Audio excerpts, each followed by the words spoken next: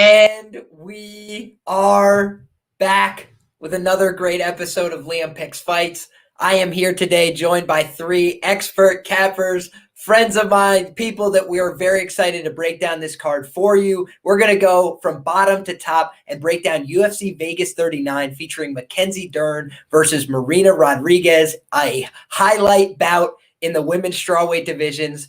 And before I get started, I just want to mention that this show is brought to you by PRIZEPICKS. If you are looking to get involved, whether it's Dana White Contender Series, UFC action, NFL, any kind of mainstream sport, esports, anything like that, DFS action, it's the simplest game out there. Over under prop totals, very simple. Go ahead and take a look if you're interested and use my promo code Liam. It will get you a deposit match 100% up to $100. So go ahead and check that out.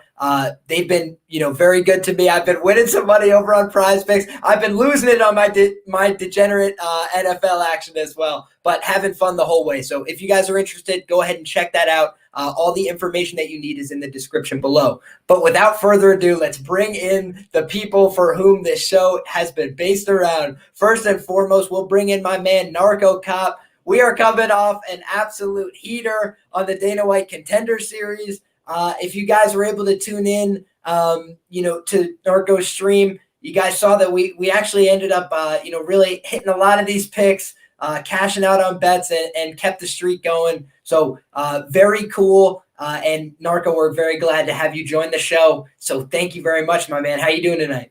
Good, man. Thanks for having me. I'm glad I'm here with you, all the people in chat. Yeah, I mean, I didn't do like crazy research on this card. I still have some to do, but yeah, I have some sides here and some analysis I want to give out. I feel the exact same way, man. This is, one of those cards that is not necessarily, the peak that the UFC has to offer. So you got to pick your spots. You got to find the matchups that you like and try and exploit them for value. And we've got another guy who likes to exploit spots for value. One of the very first guests ever on the Liam Picks Fights channel. He's been a friend for a while now. Aaron Watershow, welcome aboard. We're happy to have you, my friend. Welcome back to the program. How you been?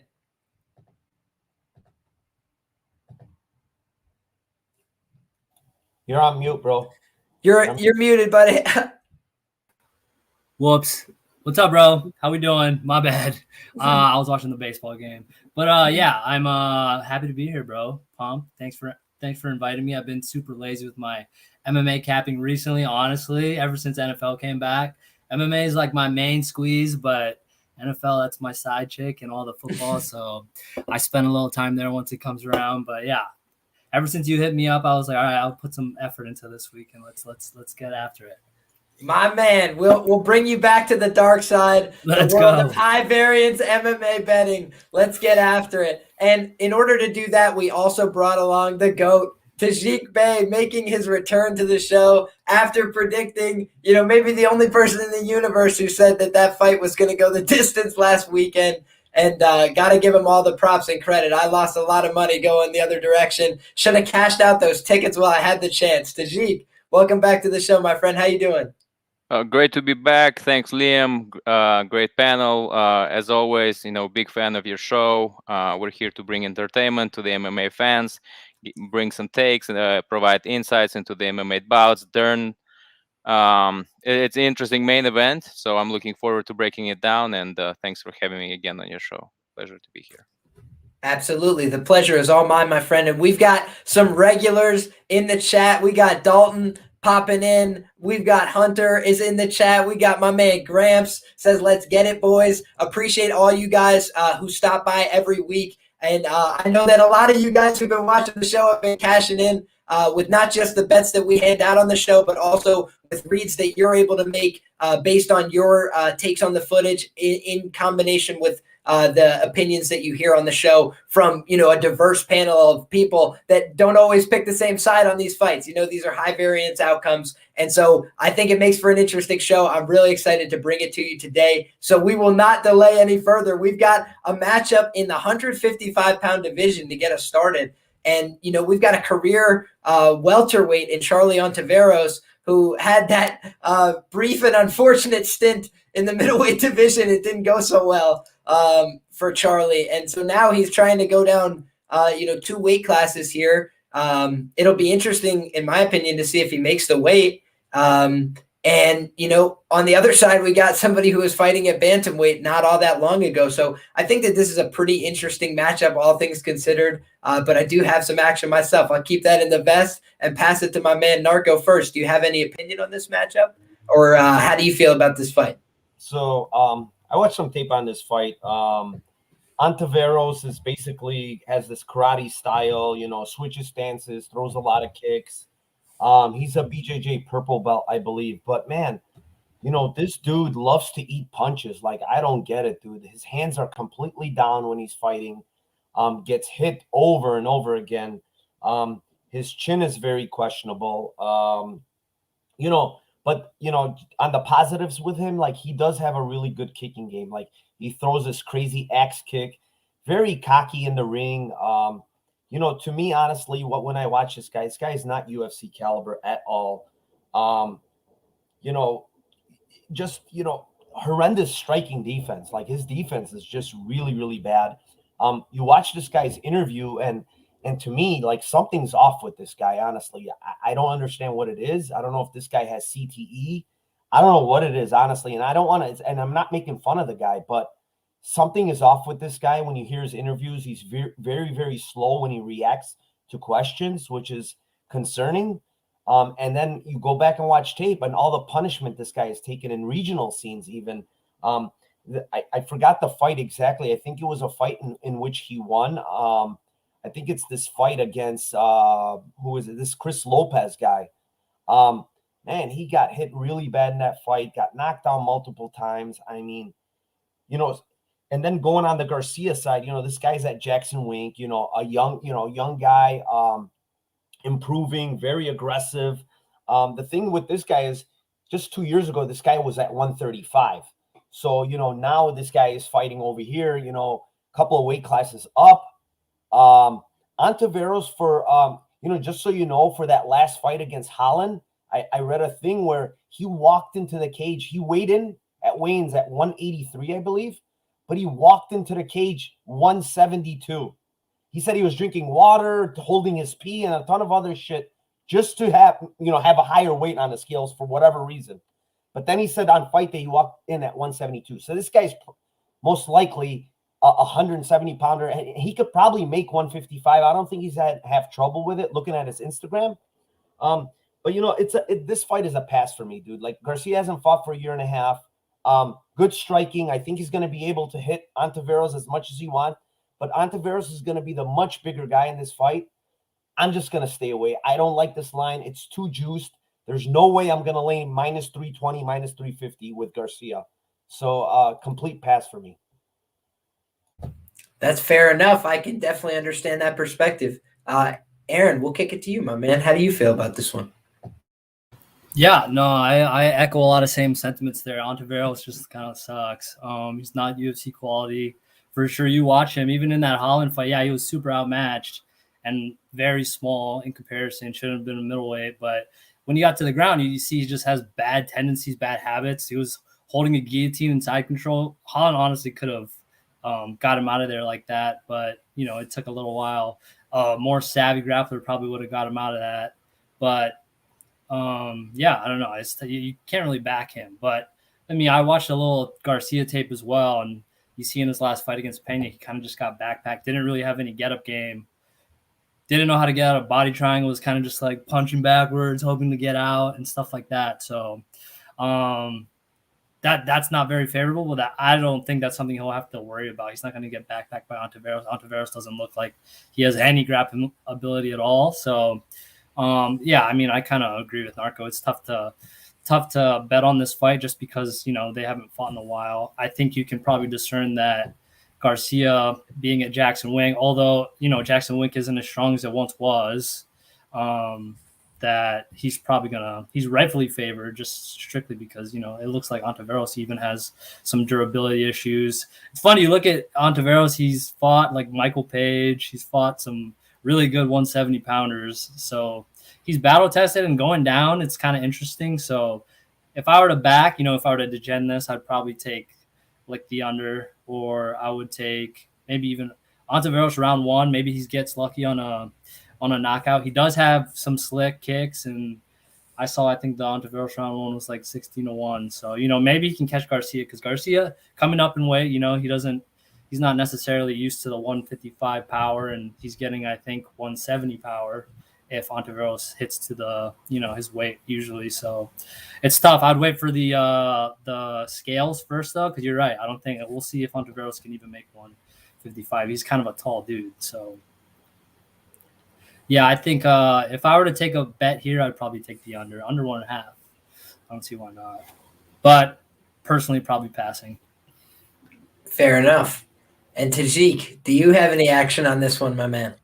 I don't have an action on this fight just yet. I think Garcia stops Charlie probably early as well.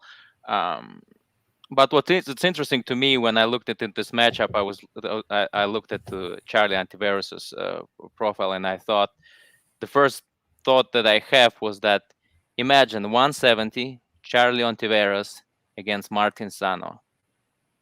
I mean, this is a matchup. This is going to be a barn burner. We need that next. Win, lose, or draw. We need that next. Sean Shelby, Mick Maynard, if you're listening, 170, please. I think this is the fight everybody wants to see. I mean, I would pay to watch this fight. But jokes aside, Charlie, I agree with Narco. Charlie is not the UFC caliber of a fighter, and he's actually a very honest fighter, right? If he thinks that you're putting too much power in your punches, and the fight is about to finish, he's gonna let the judge know. He's like, there were instances where he just said it flat out, like, I'm done. And so Garcia was actually surprised with his game. His stand-up is really good. And he mixes it up a lot. He's not trying to, knock you out with one punch. He goes to the body. He clinches. He throws good knees. So I was very impressed by him. I think he has a future in the division, and so I think he stops. He puts the pressure on Charlie early, and I think he will put him away. And that's all I have to say so far about this fight. Yeah, that's it. Absolutely. And, I think all that seems fair to me, honestly. And I actually would lean a lot more towards the Tajik side of this equation. Steve Garcia is the younger guy here. So while he's been away, he's like 29 years old. I don't think that he's like past it or something. Whereas, man, like Narco mentioned, it's nothing to make light of.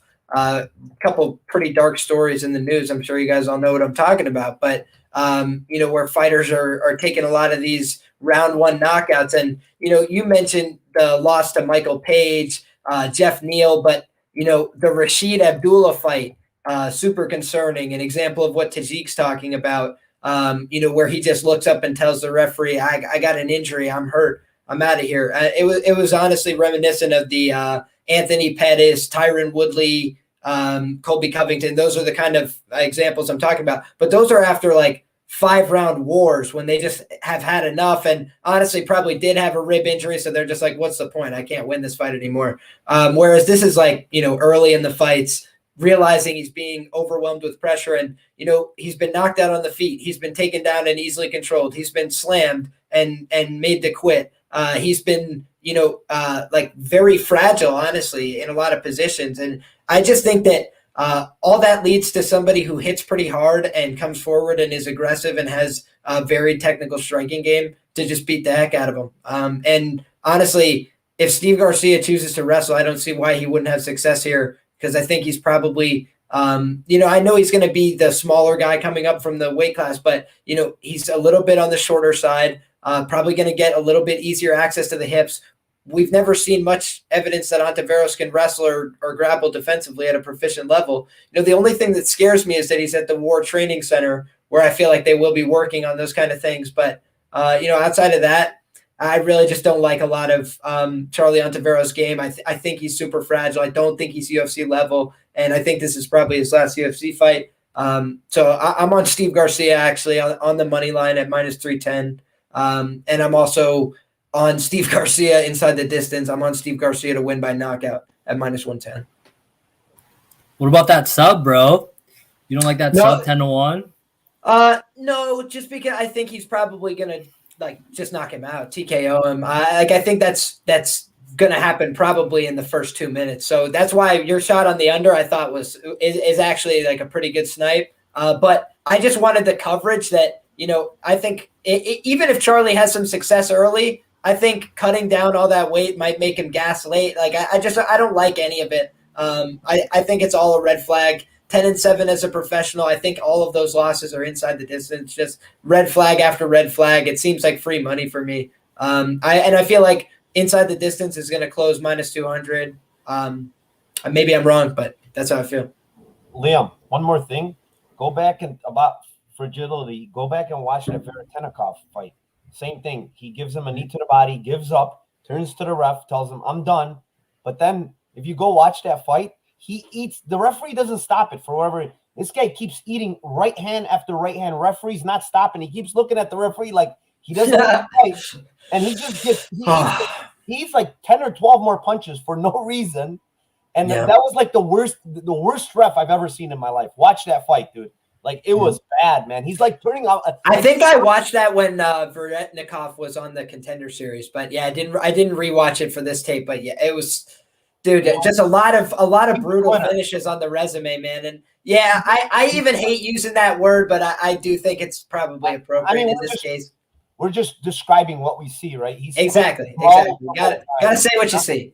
Yeah, it's not once, it's not twice, it's more than twice in his losses, and he's just quitting. So why'd they pick this dude to go against Holland? Were they just looking for anyone? I think it was a short notice fill-in, and that's why I think he just wanted an opportunity to get into the UFC. Right. If I'm remembering correctly, I feel like it came together really quick. It definitely was. I think Holland was like minus 800 or something in that fight. Yeah. It's just interesting they picked that and dude. He was getting out-wrestled by Kevin Holland. Need we remind everybody, which is a bit of an indictment. What I will say is, like, if you're going inside the distance, I probably like the KO a lot more, just because Garcia doesn't grapple. He doesn't really go for subs. If you look at his tape, like the guy never goes for subs. It's all about ground and pound when he's down there. So, like, I very hardly think he's gonna sub Ontiveros. How would they grade it if somebody submits to strikes? If he taps, that's a submit, right? If he actually taps, it's a submission. Okay, and honestly, I have half a unit on inside the distance just for that very reason. I have 1 unit on the KO, so we'll see how it plays. But I just think Steve Garcia is probably going to walk over him. I think he has more long-term upside as well. I think Steve Garcia could win another fight in the UFC. Not to say he's going to be a world beater or something, but I don't think he's completely outmatched in every UFC fight. I think Charlie's probably going to be outmatched in almost every UFC fight. So we can move right along, guys. Got some action on the first one. Always love that. Get some conflict and conflict resolution to start off the evening. But we can move along to a fight. This is probably the one I've taped the least. Lupita Godinez. I remember her fights off the top of my head, but I didn't go back and watch them. And then Silvana Gomez Juarez, whom I've never watched. I'll kick it over to my man Tajik. We'll go in reverse order this time. Tajik, do you have anything on this fight? Do you find it interesting from a betting perspective? What do you got here? I don't find it interesting from betting perspective. I don't find this fight interesting at all. Same. Silvana is a very late replacement, right? I think Lupi takes this one. I think she takes this one comfortably. I haven't decided if she stops her, Silvana, or is gonna go to a decision. I haven't made up my mind. But I think what she's going to offer is she's going to offer takedowns and heavy grappling. And so in that, I think at some point Silvana may succumb to a submission. But it's not the fight I'm interested in, or for betting purposes or otherwise. And so I'm just gonna keep it short. This is Lupita Godinez for me. Awesome. And we're going to kick it to my man, Aaron, as I grab my laptop charger, realizing that it's on 8%. Aaron, what do you feel about this fight? Do you have action here? Are you gonna rise the people out of their seat? No, this is I got nothing. I literally have nothing. So for this one, I saw it was a late replacement, so I just skipped it. But if you guys are brave, I think it opened like reasonable price for Lupita for a short notice replacement. Right, I think she was like 190 to open, but I just pushed out to 300. I was like, I don't think I'm gonna take a shot on either of these. Pretty inexperienced on both ends. I agree with Tajik. I'm probably just gonna take the fighter who was training for a fight this whole camp and go with that. So that's all I got. Sorry, I don't have much more. No worries. I actually thought that Lupi won her last fight. And so, to see her lose the decision there just would make me scared to lay that 2-1 chalk. Again, I think it's 3-1 now. Liam, wow. Liam, and I think we have a comment from Hunter who says that she was going to fight, and I think it's good to know, right? She was going to fight at the Dana White Contender Series. She's fighting on the Dana White. Yeah, she's scheduled to fight on the Dana White Contender Series this week. So that's a good point. She's gonna be in shape. Exactly. She was training but it's a different level of competition, right? At the same time, that's something that you should be wary of, right? You can be prepared for Dana White Contender Series. It's a different mentality, right? It's your debut. It's your lottery ticket to get into the UFC, and then they give you Lupita, right? And then for Lupi, she has been she already had her first fight in the UFC, so just wanted to address that. Yeah. I guess I can go on because Liam is a little busy there. But, you're good to go, Narco. I'm still here, buddy. Yeah, that's cool. I take this some actually, and on the Godonia side, I like her striking. Really, really strong girl. Like you go back and watch the Penne fight, like she's throwing her around like a rag doll. And Penne is pretty big, like for 150. She's not a small girl, so she's just tossing her around like nothing. The one thing I see with her, she likes to come forward. She's really aggressive when she strikes. She throws in combos, but like she's also very, very hittable. But like the girl, when she's on top of you on the ground, like she throws really vicious ground and pound. Like you go watch the Demopoulos fight. She does that very often in that fight when she has her down on the ground. But like you go back and look at her career, like the girl really doesn't have any KOs. Like when she's throwing punches, it looks like she's throwing hard. It looks like she has pop on her punches, but it's not equating to KOs for whatever reason. Even in that Penne fight, like I think she hurt Penne at some point in that fight when she threw like a 4 or 5 punch combination. But again, I don't know if it's her finishing prowess or what it is, but she doesn't get KOs. On the other side, like I did watch fight. Gomez has fought actually decent level fighters. Like she's fought Ariana Lipski. She's fought Poliana Botello, which both of these girls were in the UFC. She's fought Vanessa Mello. She was in the UFC. So it's not like she's fighting like complete cans on the regional scene. And you go back and watch the Lipski fight. Lipski has really good striking. She actually knocked Lipski down with a straight right hand and hurt her in that fight. So she has decent striking. Don't be fooled by, she has pretty good striking, good kicking game. When she's on the ground, she hunts for a lot of submissions. She does when she's down there. So she's actually decently rounded girl. Like she's not terrible. But the big question mark and a big but is why was this girl not in the UFC prior to this when she's 36 years old now, right? That's a huge question mark. Like she never got called up anywhere, near getting to the UFC. So now all of a sudden she's this late minute replacement at 36 years old. Big question mark. Godinez the younger girl. Godinez the stronger girl. But this line is like, I can't lay 265, 275 on Godinez. I just can't do it. And for that reason only, it's a pass. But if you want to get frisky, honestly, Godinez inside the distance could be something you could look at, or even KO if that comes out. I know inside the distance right now, I see it at like 310, but probably KO I would look at just because it's how aggressive she is coming forward and how easily Juarez gets hit.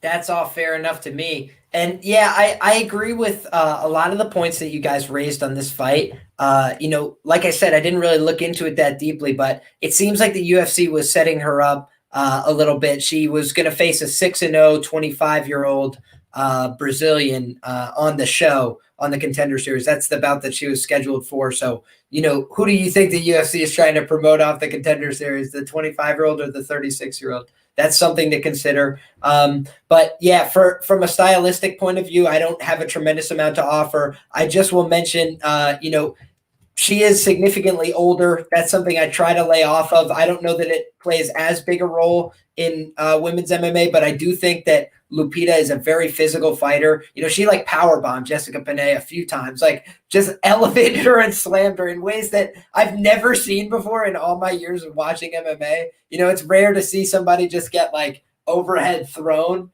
And so, I think that she does have a good amount of power. She looks very physical. She's going to be a little shorter, a little more stout. She could probably, get some grappling going here, but nothing I want to get involved in from a betting perspective. I'm going to pass on this. And if you want a more thorough breakdown, I'll try and get to some tape tonight and maybe get something for my breakdown with Gordo tomorrow. But I have very little on one side, and so it makes it hard for me to get a strong read here one way or the other. But we can move right along to another fight where I did take a small stab.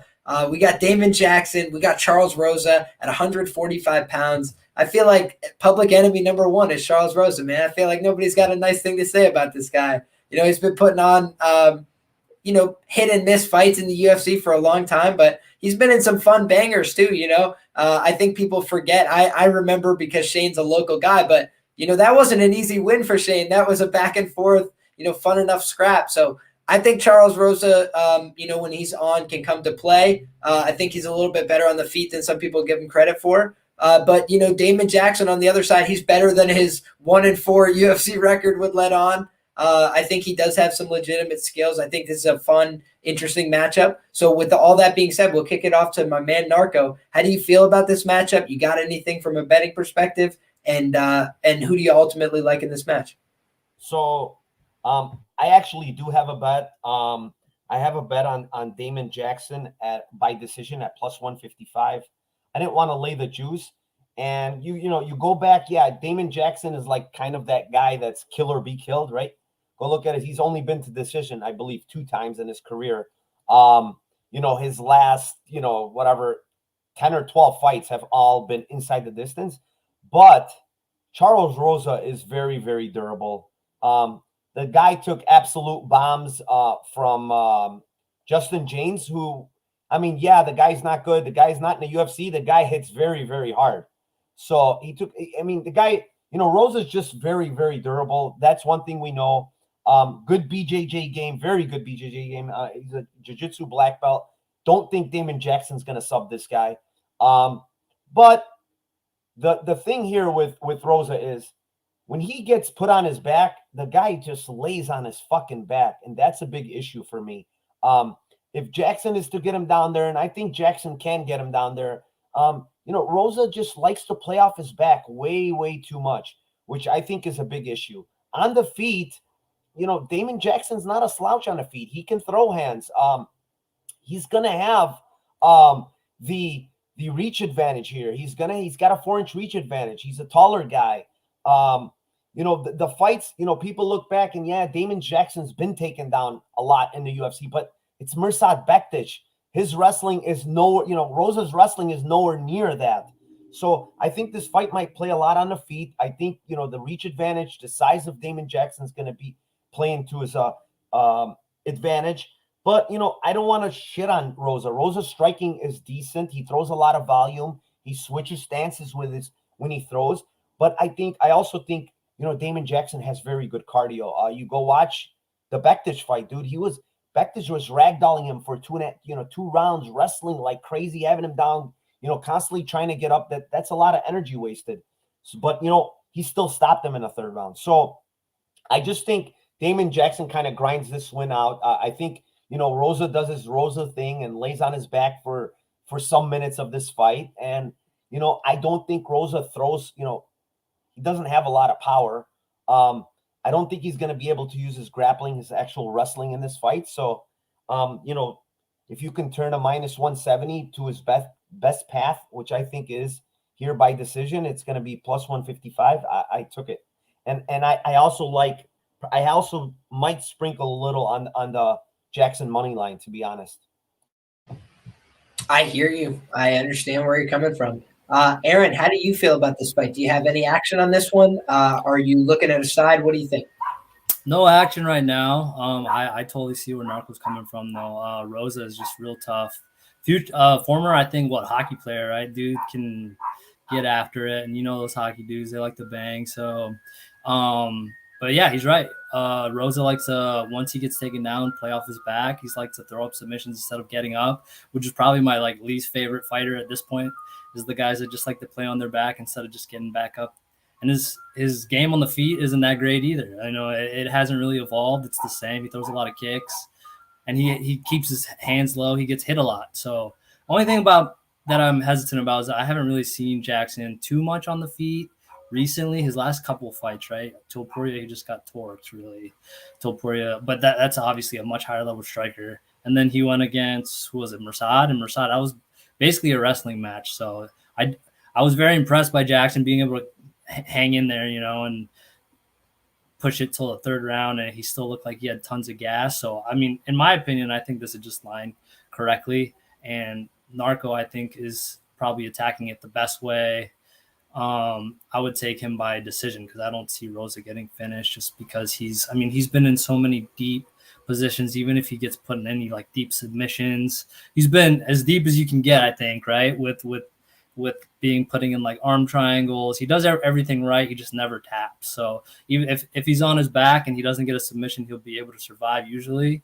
And I'm just not too impressed with him on the feet, really. But yeah, like I said, the only thing holding me back is it's tough for me to evaluate how good Jackson is on the feet as well in these past two fights. It wasn't really, we didn't get much to look at really on the feet. He got knocked out and he was grappling the whole fight against Damon or against Bektic. So that's kind of holding me back from betting him. But yeah, I think Jackson should win. Go ahead, Narco. I just want to say one more thing to piggyback off the wrestling thing. Damon Jackson, I don't know if anybody knows, but this guy was an NAIA college wrestler. So he does have wrestling. I know we didn't see it against Bektic because he just can't, Bektic is just a better grappler, better wrestler. But right. I can wrestle. Fair enough. Absolutely. And Tajik, how do you feel about this fight, my man? We'll kick it to you next. Yes, thank you. Narco made a good point, right? We didn't see it against his wrestling against Bektic, and I think it's warranted that he wouldn't go. Bektic has 92% takedown defense, so I don't think his game plan included trying Bektic down.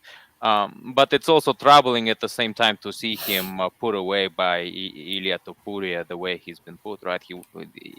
Ilia absolutely destroyed him. So it begs the question, right? Standing up, he got stopped, on the ground, Bektic dominated him very, very significantly, prior to that submission. So what's his path to victory, right? I'm trying to understand. And so for me, and I look at Rosa. I agree with you, Liam. I think people should definitely put some respect on his name.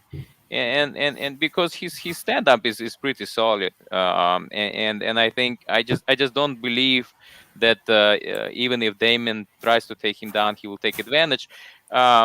And I think for this camp, I've been browsing through some social media outlets, and I noticed that Rosa has been training his wrestling skills, defensive wrestling. So I think he will try. He knows what Damon is trying to do. I don't think it's going to be a secret. And standing up, low volume guy coming in against Rosa, I think Rosa is well aware, and I think he will. His awkward style, bouncing style is gonna prove to be too much for Damon. I don't know if he stops him. I think I think this is gonna be Rosa by decision, which is probably what is it, plus 320 on FanDuel right now. I haven't taken an action on this fight yet, but like I said, I mean, betting Rosa though it's also kind of he's not the kind of guy. The problem is that he's not the kind of guy who will fight for your money. There are guys who you bet on and they fight like it's a video game, right? And Rosa is not one of them.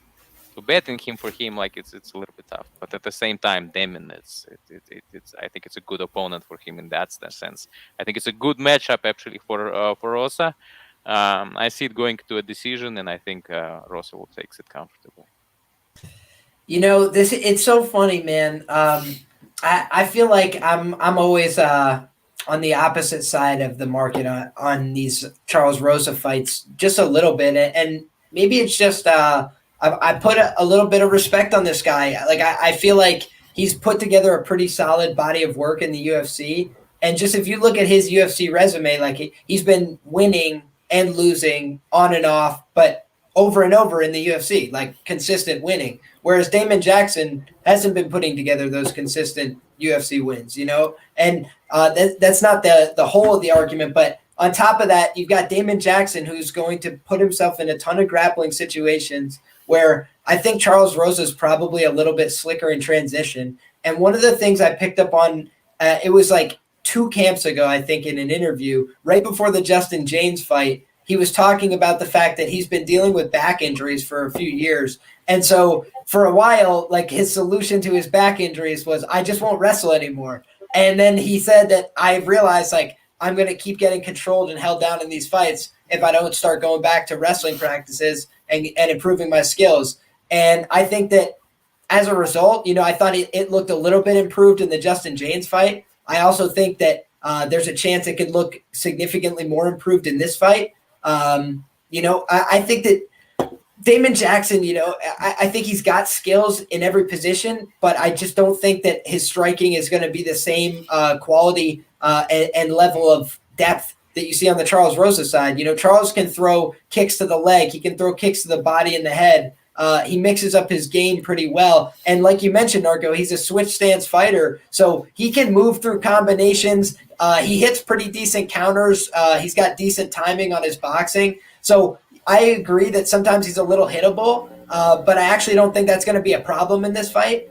And unless somebody is like a really significant, you know, grappling dominant threat, I think they're going to have a hard time beating Charles Rosa. You know, I think Bryce Mitchell is a different quality level than Damon Jackson. And maybe I'll be proven wrong about that, but I feel like everybody's expecting him to just blanket Charles Rosa this whole fight. And I think Charles Rosa is a better grappler than that. You know, I think the guys that have mostly worked him over are really good pressure top game guys. And, you know, the fight that's a little more concerning, I'm drawing a blank on his name now, but he's the James Caress guy. Yeah, Minner. But I actually, Minner is again a guy that I kind of rate a little bit higher than the market. And then it cost me in the Elkins fight. So I'll say this. I just think that Minner is like, if his cardio didn't suck, like he is a good top pressure grappler. And he kind of death gassed in that fight, but I felt like Charles was like, I'm down 2 rounds. What am I going to do now? And he just got held down on the bottom. So it's concerning look, but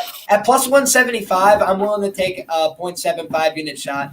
Can I give a little rebuttal? Like, Minner is a good submission grappler, but he's not a controlled grappler, and he controlled him for 12 minutes in that fight. That's very concerning to me. That's where, I mean, that was part of what I looked at from that fight. It gave me a real basis on how bad Rosa just stayed on his back against this guy. And I think Damon Jackson is a way better control wrestler here than Minner is. So if he decides, the thing with Jackson, I will say, is he sometimes just loves to stand and bang.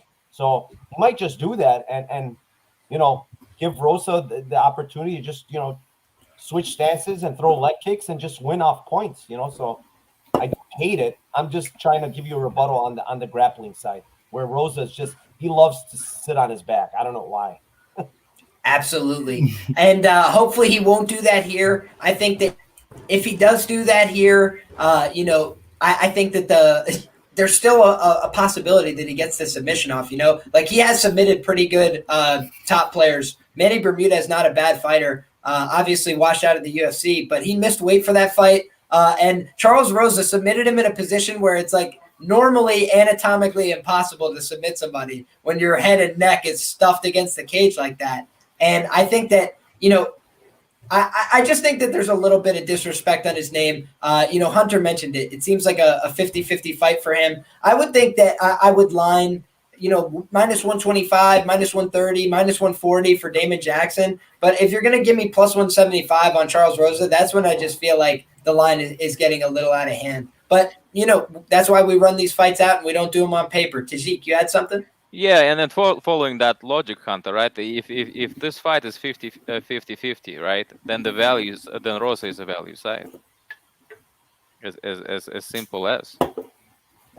So we'll have to wait and see. But we got me and Tajik on the Rosa side of things.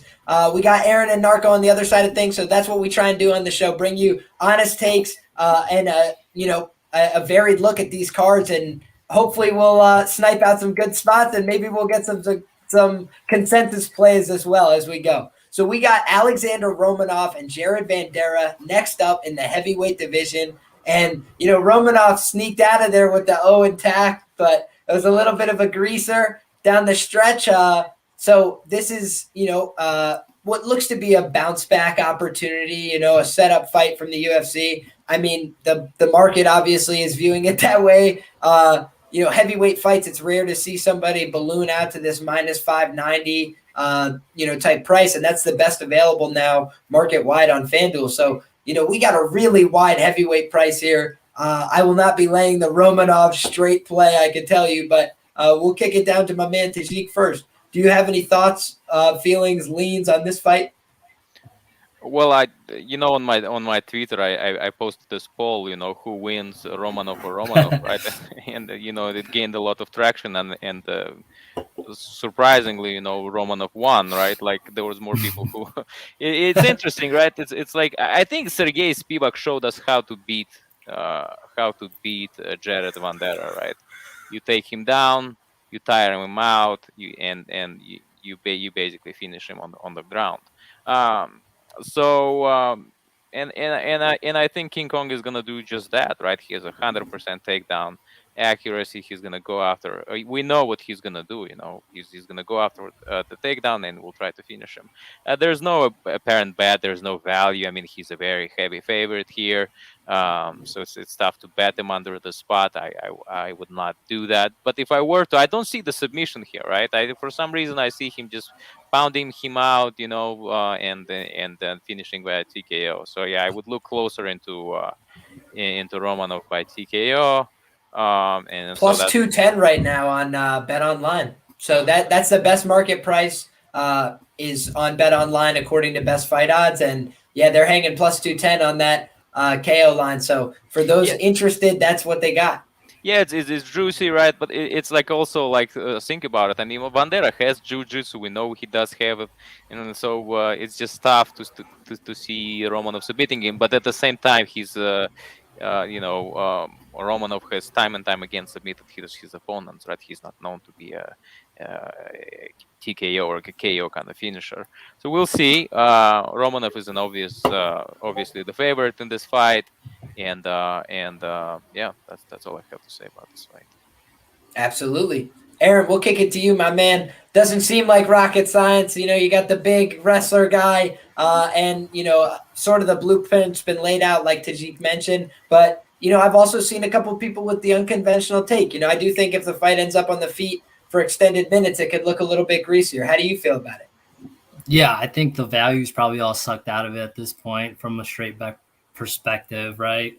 He's out to like minus 600, who knows? And in his last fight, he kind of gassed out there. So, I mean, if you're trying to attack Vanderaa, you can probably just wait for a live bet, right? Just wait till see if he makes it to the second round, see how tired Romanov looks there. So, I mean, that's kind of how I feel about it. I think Romanov looks like he has really good like Greco style takedowns, which in my opinion, especially at heavyweight, is probably the best type of takedown that you can do, right? You don't have to like put yourself in danger for any sort of like double leg or anything like that. You can just wrap him up and sweep him, and he seems to have some slick takedowns. So once he gets there, he's probably going to do his thing. like he typically does. You know, Tajik said, you know, he does those little King Kong hammer fists, which are patented. So I think, yeah, that's probably a good look. But in terms of a bet at this point, I would have to look.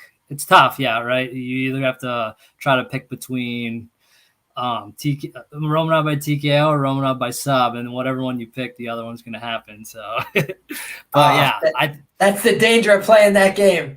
Right. So yeah, I mean, that's my thing. It's I might just skip it and wait for a live betting, because I think there might be, you know, an opportunity if he does make it deeper into the fight to step in. He'll probably be blown out at that point. Vanderall, that is, he'll probably be, you know, down quite a bit. So you might even be able to get a better number. But he's decent on the feet, right? He showed with Tafa that he can hang in there. But yeah, that's more of a live bet thing. I did see once he got taken down by Spivak that he was decent at kind of holding him and taking the space away from Spivak. So he wasn't, you know, he was able to last until I think the end of the second round. So I've been watching this over 1.5 just to see how deep it gets. If it gets really, you know, cheap, I think it's at like 130 right now, which isn't the best. But if it gets to like 150, I might consider taking it and trying to hope he can kind of just suck that space out and has a referee who just has a referee that will let him, you know, go. Yeah, Tyone, Herdine, right? There's a lot of them now. Yeah, right. There's a lot of them. You know, let them be warriors. So that's the people that take away my Dawkins round 1 KO bet. Jeez, right, Louise. Exactly. Effing shoot me, man. So yeah, I mean, yeah, Romanov is big, strong, brute, great takedowns, but he does gas out. So something to watch out for if you're you know, looking at the live line or anything like that. Absolutely. Narco, my man, we will kick it to you next. How do you feel about this one? We got Dalton in the chat says he's on the over 1.5 as well. So there you go. But Narco, we kick it to you, my friend.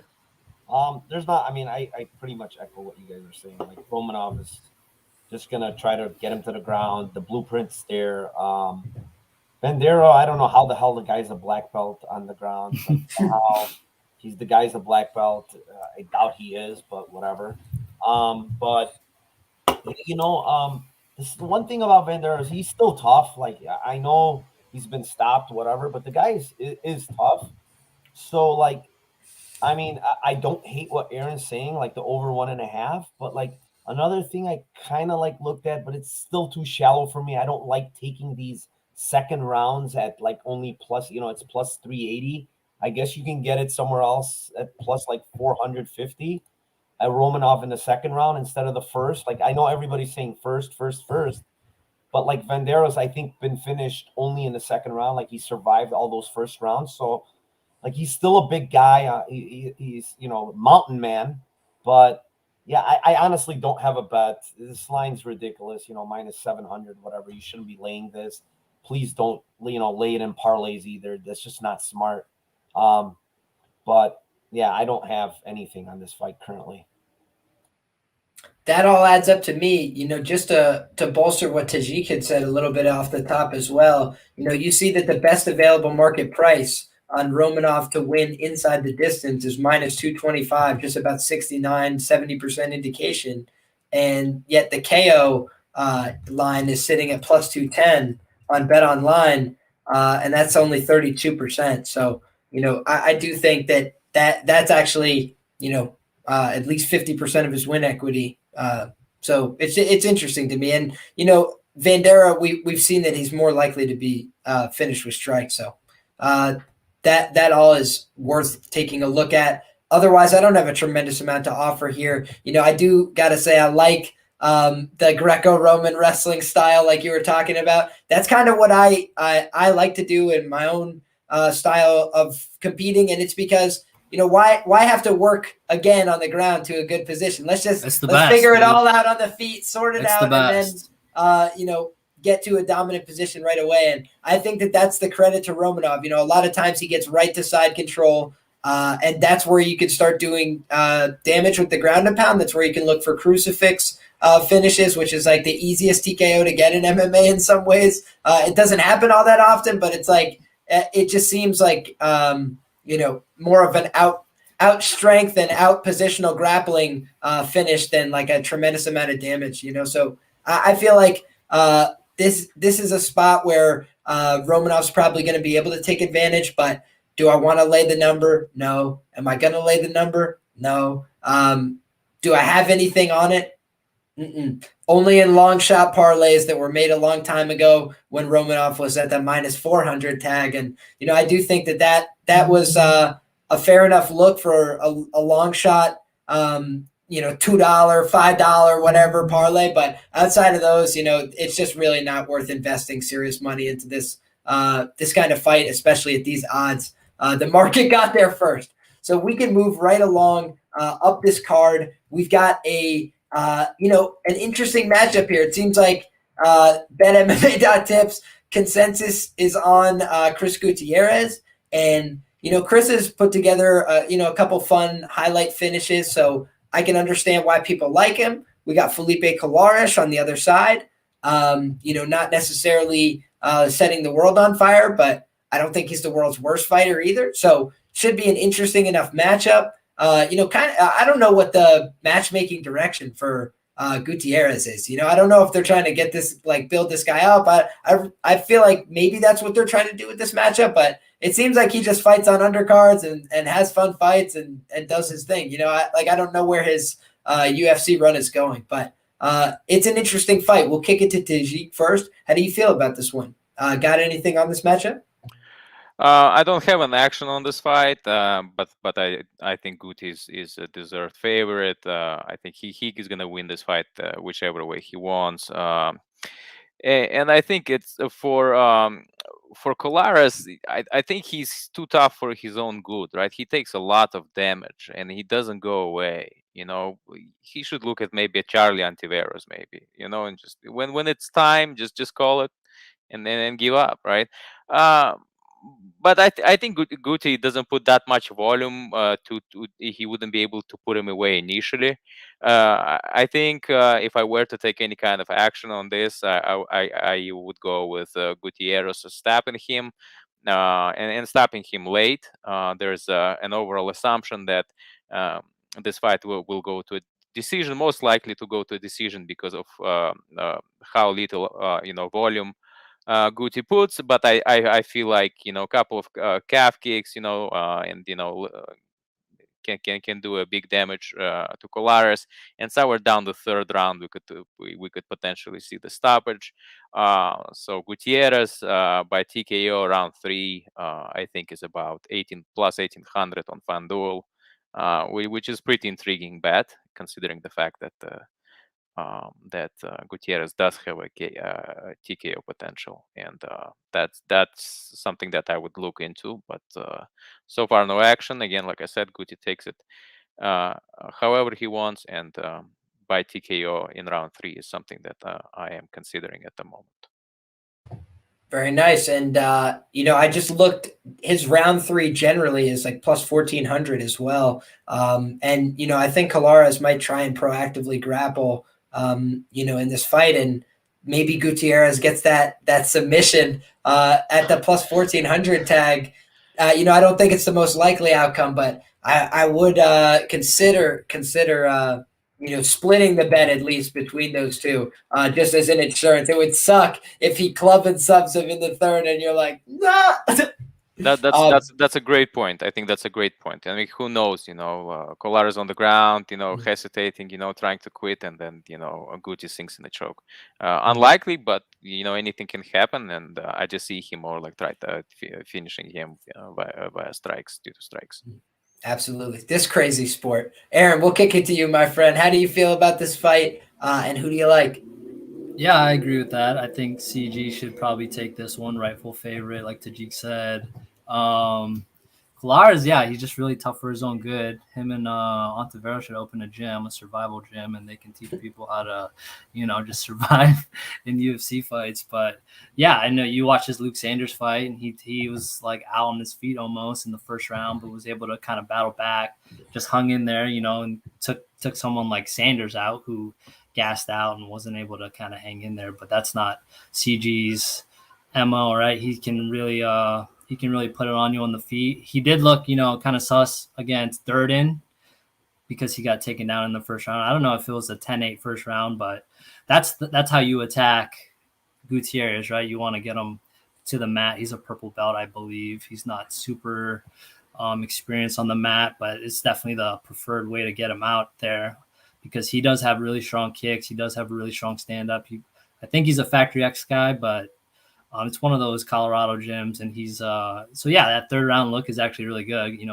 He's very strong in the third round because he's training at altitude at all times, and he'll still have all that gas in him. And Collares is really, he's just kind of a punching bag. He does have some skills, but his best skill and attribute is being able to survive. So don't really like betting on fighters like that. I don't think that he'll be able to get Gutierrez down because even in the Dern fight, you could see that Gutierrez was able to kind of fend off takedowns. He really only got taken down off of the second and third takedown. He was able to defend that first takedown, and then once Dern was trying to chain wrestle there, he was able to get him down. And I don't think Collares is as good of a trained wrestler as say, Dern. So yeah, I think this is lined about right. So that round 3 look is not bad at all because I think he'll put it on Collares, and he'll still be there in round 3. And Collares was fading in the round 3 of his last fight, so not a bad look, especially at that big number. Awesome. Narco, do you feel the same way? Do you like the Collares side? Do you like any side in this fight? How do you feel about this matchup? It's funny, like when I like with Gutierrez in general, like I love his third round props just because of how much he kicks, man. Like I had it in the duel fight, and I was freaking extremely pissed that he didn't stop him. But I did have a round 3 in that one, and both his legs were gone, dude, in the third. Like the one thing I'll tell you that I do like when I watch Gutierrez is this is an orthodox matchup, and the lead leg is right there for him to kick. I know he switches stances, but he's much better in the orthodox stance, and his kicks are a lot harder. And I honestly, I think it's going to only take like 4 or 5 of those. Like, dude, this guy kicks very, very, very hard. So Collares' wrestling kind of sucks, to be honest. I know he's gotten a takedown in every single fight in the UFC, but he's got like a 22% or 25% takedown accuracy. Like, he doesn't have good wrestling. Gutierrez has good takedown defense. Cody Durden, took him down, but Cody Durden is a way better wrestler. And the guy's a wrestling background. So, but Collares is a BJJ black belt. The guy has like a granite chin. I don't know what it's made of, but he got hit with absolute bombs in that last fight. Like, still survived, and I can't remember another fight. Oh, Montel Jackson absolutely killed this guy on the feet. Couldn't put him away. So. That seems to be a running theme for the Montel Jackson story. Continue. Yeah, but you go back and watch that fight, man. I think he hit him with like a 80 punch combination, man. And this guy, he won't go away. So he's got a really good chin. I doubt Chris Gutierrez subs this guy. Like he's really good on the ground. He's really well versed down there. But again, that third round, like Tajik said, like Aaron said, like I think he's going to chop that leg out, and he's going to make him, shoot for those takedowns. He's not going to be able. How much harder is it, Liam, when you have only one leg? How are you going to take this guy down now that has pretty good takedown defense? So, yeah, like round 3. Unless you're Jimmy Crute, it's going to be really, really tough. Yeah, but that guy's the best one-legged wrestler I've ever effing seen, dude. Yeah. So, I mean, it's plus 1,400. I wouldn't try to get like sneaky and try to do submission or something in the third round. Like, I would take the plus 1,400. I think it's a good bet. I think he's going to hurt that lead leg for Collares. And, as tough as Collares is, you can only take so many of those leg kicks, dude. Eventually, you can't even stand. And when you can't stand, the ref is just going to wave it. So, round 3 for me, plus 1,400. I think I'm going to take a stab there. We might all be taking the stab here, and there's just a lot of red flags for me on the Collares side. It's not like he's dominating the grappling in the fights that he's in. According to some of the advanced analytics, like his control rate isn't very high. I think it's like 20-something%. His opponent's control rate is almost double that. So, he hasn't really been like out grappling people on a consistent basis in the UFC. So I think that despite the fact that he gave up bad positions, he showed defensive responsibility, Gutierrez, in like the one bad position that he knew Cody Durden could put him in. So he did the right thing, stayed defensive, and then beat Cody Durden up for the rest of the fight. The concern is that, you don't want anybody to be giving away rounds. I would like him to be more proactive grappling from there, but there's levels to jiu-jitsu. My coach always says, it's survive, defend, and then attack. And so he's at the survive stage when he was against somebody that was that much better than him in the grappling range. And, then he was able to show his level difference when it got to other phases of the fight. And I think that he's probably going to be a significant level above. He's got a very positive striking differential. Felipe Colares has a horrible, horrible striking differential. He gets hit a ton. He's given up a lot of takedowns in the UFC too. I just don't think that there's a ton to like on the Colares side here. I do think he's a little bit younger. That is one positive. He's got a slight reach advantage. He's a tiny bit shorter. But I think, it's not about the punching as much from Gutierrez. He's okay as a puncher. He's fine with the boxing, but it's really about the kicking game in a number of ways. He can kick to the head. He can kick to the leg. He's brutalized more than one person with the leg kicks. But the leg kicks, Narco really hit the nail on the head, in my opinion, which is that it changes your game. And it makes your game a lot worse if you can only plant halfway on one leg, So I think that it's going to make a big difference down the stretch. But, if Colares is able to get top control in the first two rounds, it wouldn't be altogether stunning. So I'm probably not going to end up on the Gutierrez money line here. But I do think Gutierrez is probably the side overall in terms of who's going to win the fight. He's going to be my prediction. And, I might be joining you guys on that round 3 sprinkle. I like me some of those. And I've got a pretty prop heavy slate on this card. So not afraid to add a little bit more to it if we think there's some value on the table, boys. Want to shout out Jonah in the chat.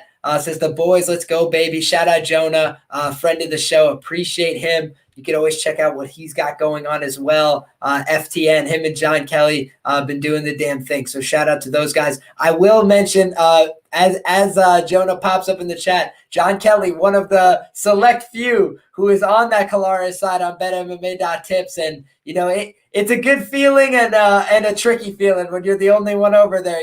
An island can be nice, but it can also be lonely. So we're going to move right along the card here, but wishing everybody who's taking action on this card the best of luck, whether you're with us or you're against us, folks. So we're moving on to another fight that I got some exposure on. We got Deron Winn taking on Phil Hawes in this spot. And, this is another matchup where I'm going to stand against the market a little bit. And it's not from a place of general Phil Hawes hatred. I feel like there was a time when it was in fashion to hate on Phil Hawes and think he was terrible. And I tried to talk people out of the Kyle Dawkins bets against Phil Hawes last time because there's something that you get from wrestling and grappling that you might not pick up otherwise, which is just that wrestling and grappling with somebody who's physically stronger than you is exhausting.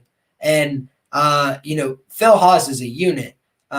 So when it comes to, somebody like Kyle Dawkins, who's a very skilled guy, but altogether not the best athlete in the UFC. Phil Hawes is an exceptionally good athlete. So I felt like that was a really tough matchup for Dawkins. And, I feel like his gas tank issues won't be necessarily persistent. I feel like that was something that is a function of the Phil Hawes matchup.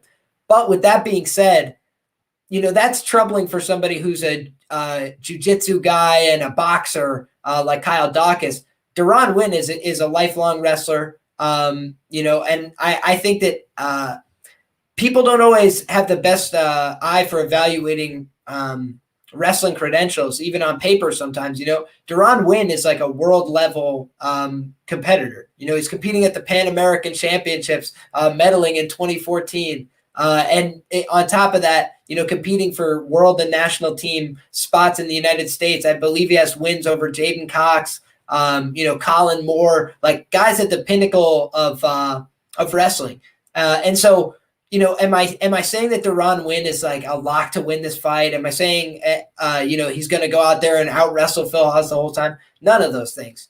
But do I think that he deserves to be plus 550 to win this fight by decision? I don't. Do I think that Deron Winn plus 265 on the money line makes sense?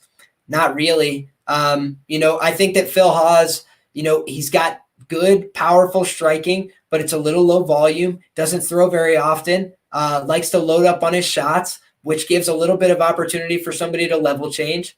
I don't think Deron Winn is going to be taking him down and holding him down for, minutes at a time here. But I think that the kind of fight that Phil Hawes starts to collapse and fall apart in could be a fight where somebody's willing to, be durable, which Deron Winn, I think, has broadly shown to be so far in his UFC run, where he's willing to take a little bit of punishment and come forward and keep throwing volume. And if he's willing to do that and able to take the shots, then I think he's going to make this a very competitive fight by throwing a tremendous amount of volume, by attempting takedowns at a high rate, by forcing Phil Hawes into a dogfight type scenario where we've seen Phil Hawes collapse before. And I'm not saying Deron Winn has, marathon cardio either, but I think that if it's a wrestling-based fight, for more minutes than it's a striking-based fight, the cardio will favor Deron Winn in that scenario. And so I think this is an interesting matchup, where Phil Hawes scares me is his calf kick game is strong.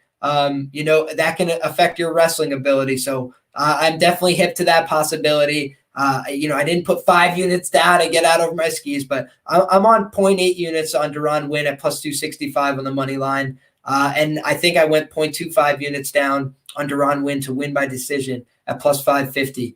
FanDuel was kind of smart to it. I wanted to go double chance Deron by KO or decision, and it was like plus 280, right? They're offering you, that extra 15 cents. It's like, yeah, that's basically how he's going to get it done here. I also have, I don't think I tracked this, but I have a very small exposure on Deron Winn by KO, just because I'm afraid that he's going to knock him out and ruin that decision bet. And that's an even bigger line. Phil Hawes, for all of the other things that you could say about him that are positive, he's shown a little bit of fragility, a little bit of getting touched and getting hurt in a bunch of these fights he wins, fights he loses, fights he gets submitted.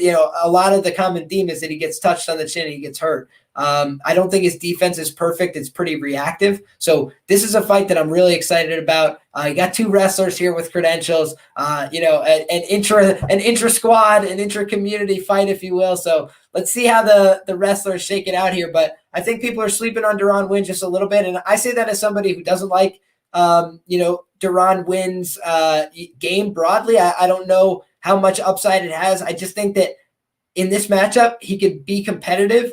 And I think that the money line's disrespecting him a little bit. The Hawes blonde hair is really scaring me because Blonde Brunson has been an absolute effing gold mine ATM for me of late. So that's the only thing I'll say. I'll kick this over to Tajik first. How do you feel about this fight? Am I crazy? Am I off on a ledge here? A lot of people seem to think that Phil Hawes is going to knock out Deron Winn in the first round or something. Yeah, yes, Liam. On Tuesday I was on a DraftKings show with Brady and the crew, and I picked Deron Winn to take this fight, there was some a lot of discussion on Twitter around this, but I want to make this very I want to make this abundantly clear. Hawes is a deserved favorite in this fight. He's very likely to win this fight. But there is no way on this universe that he wins this fight. He wins 8 out of 10 fights versus Deron Winn if they fought 10. There is absolutely no way. At current odds, his projected win probability is at 75%. For him to win, for you to have any edge on the bookie, you need to project him to win about 80% of the time. It's impossible. There's how bettable is this? So if you're considering the bet on Hawes, I discourage you from doing that. I mean, what is out here? There's nothing. There's no value in this bet. There's nothing to really debate about here. And Win on another side can cause troubles to Hawes. And the way he can do that is that his stand-up is good. You talked about his wrestling credentials. His wrestling credentials are rock solid. He can offer a competitive wrestling match to Hawes. And I think, honestly, I see actually Hawes taking him down once. My question is, what is he going to do when he takes him down? for us to assume that somehow Win doesn't stand up, and then I know the argument that Jose's blonde is strong, right? He can just simply overpower Win, right? He has that blonde edge, but at the same time, it's very tough to assume that that blonde Jose is gonna have this tremendous power and ability to take over Win.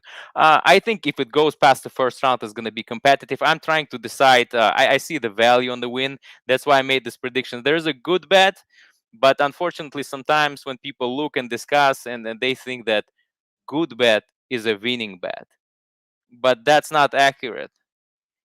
When if even if the Win loses, he is still a solid bet, and it should not be determined by the outcome of this fight just because probabilities. I think he wins 3 or 4 times. Realistically, I think this is 60-40 matchup towards Hoz.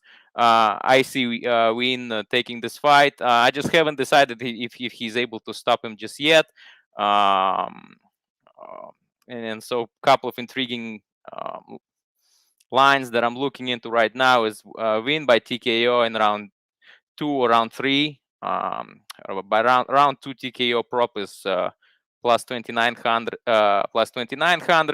and round 3 TKO is 3,500. I think there is a potential that Hoz guesses out and his cardio is not going to be there, and Win takes him down late and just pounds him out. So that's what I think. But at the same time, I need to think about it a little bit more. I just wanted to take the time to explain why I picked Win, and I think it's important that we understand why this pick was made. Absolutely. And the only other thing I wanted to add is that, in the fights where we haven't seen Dern win attempt wrestling, it was against the likes of GM3. And, I think now people might start putting some damn respect on GM3's name, but he's a very dangerous guy. From striking out at distance, he's a little bit slow and hittable, but he's dangerous when he's throwing. He hits hard, and he can finish people. And on top of that, his submission game is super live against everybody. So when you see that kind of matchup, that was like a really, really difficult fight for him to win. Because what is he supposed to do? Shoot takedowns on him? He's going to probably get submitted. And then he's got to stand at distance with somebody with a huge reach advantage. In this matchup, somebody with a big reach advantage, but he should be able to wrestle and at least create those exchanges, create clinch exchanges against the fence. I just think it's going to be more competitive than the number. Let's see what you think, Aaron. Do you think we're crazy? How do you feel, buddy? No way, dude. I'm a supporter of fellow short king, so I love Dern Win here. But yeah, I can see the red flags in him. I've watched, Duran's a guy, when I'm watching his fights, I'm just screaming, especially during like that GM3 match. It's like, yo, shoot a takedown, shoot a takedown, shoot a takedown. What are you doing? But, sometimes he kind of, which is surprising because he's so small, is that he falls in love with his hands. It seems like he wants to really be just like Daniel Cormier was, right? He wants to be able to show that he can strike. He kind of has that kind of attitude where he's like, yeah, I'm small, but I can still like bang with you guys if I really want to. So yeah, his last matchup was favorable. Arroyo, a jiu-jitsu guy as well. So, seeing him take it to the ground was nice. And that was something that he was able to control Arroyo pretty well. It's interesting, ever since I think Hoz moved to Sanford recently, right? So that's something I take, into consideration when I'm betting is if a fighter goes to a new gym, they're seeing, especially Sanford, he sees some really good wrestling runs when they're going live every day. So yeah, I know Dern is world-class wrestler and also is a part of a great gym, but yeah, no, I mean, I can see the red flags with Dern, so I can see why he's the underdog here. But you're right. Tajik, just like he said, there's value in Dern just based on the number alone because, Hoz has shown that he gasses out. And if Win brings the type of fight that he needs to bring, then he can, do his thing. And he can kind of gas Hoz out as well. And, the only other part of that is, you've seen Win kind of gas out as well. So I think it's an interesting fight because they're both good wrestlers, so I can see why Hawes is moving out. But if I were to back win, make it an official play, I don't have an official play yet. But if I were to back win, I would wait because I think once you see it on the scales, it's a wild picture to see Win matched up with whoever he's fighting because he's literally half the size it looks like with those tree trunk legs that get him up to sometimes missing weight somehow. So yeah, no, I think there's value in Win, but I would wait on making a play. I don't think it's going to come down any or yeah. So that's kind of how I feel about it. Fair enough. And Narco, how do you feel, my man? This is insane. I think you were reading my mind because here's the thing with Hawes. So Hawes, if you go back and watch that Daukaus fight, he wasn't throwing really hard in the first round. He kind of paced himself, did not shoot a lot for takedowns. I think that's part of why his cardio was good that fight, right? But then you go back and watch against Imedov, he was forcing a lot of going for takedowns a bunch, throwing huge shots, which then you see by the third round, he's completely gassed. So here's the difference in this fight. Dern Win is going to proactively wrestle. He's going to make him try to wrestle, try to defend takedowns. He's going to get him tired in this fight. I can almost guarantee you he's going to be tired in this fight. But the other question is like all of us said, Dern Win's cardio is also a question mark, but it's better than Hawes is. You're talking about a guy that's a two-time national champion, a guy that's on the U.S. Olympic team. This guy is a real wrestler, man. This guy, Hawes has never fought anyone with this type of wrestling. The guy has 100% takedown defense, but against who? Daukaus, who was 0-7, or guy doesn't have good wrestling. Then the rest of his fights, no one even attempted takedowns on the guy. So here, Win is going to attempt takedowns. Win's going to attempt a lot of takedowns. I don't think he wants to stay standing up at all, honestly, in this fight. So my thing of how I want to attack this fight is Dern Win plus 265, Dern Win by decision plus 500, because I really don't think he has the power. And when he's laying on top of him, Dern Win is not much of a huge ground and pound guy. He's more of a control guy, more of a keep you down there, land strikes, not to, stand it up. And then, getting to the third round, even though Hawes is tired, I think Dern Win's going to be tired too. So I don't think he's going to force the knockout, the KO there on the ground. I think you just want to control him, win the rounds.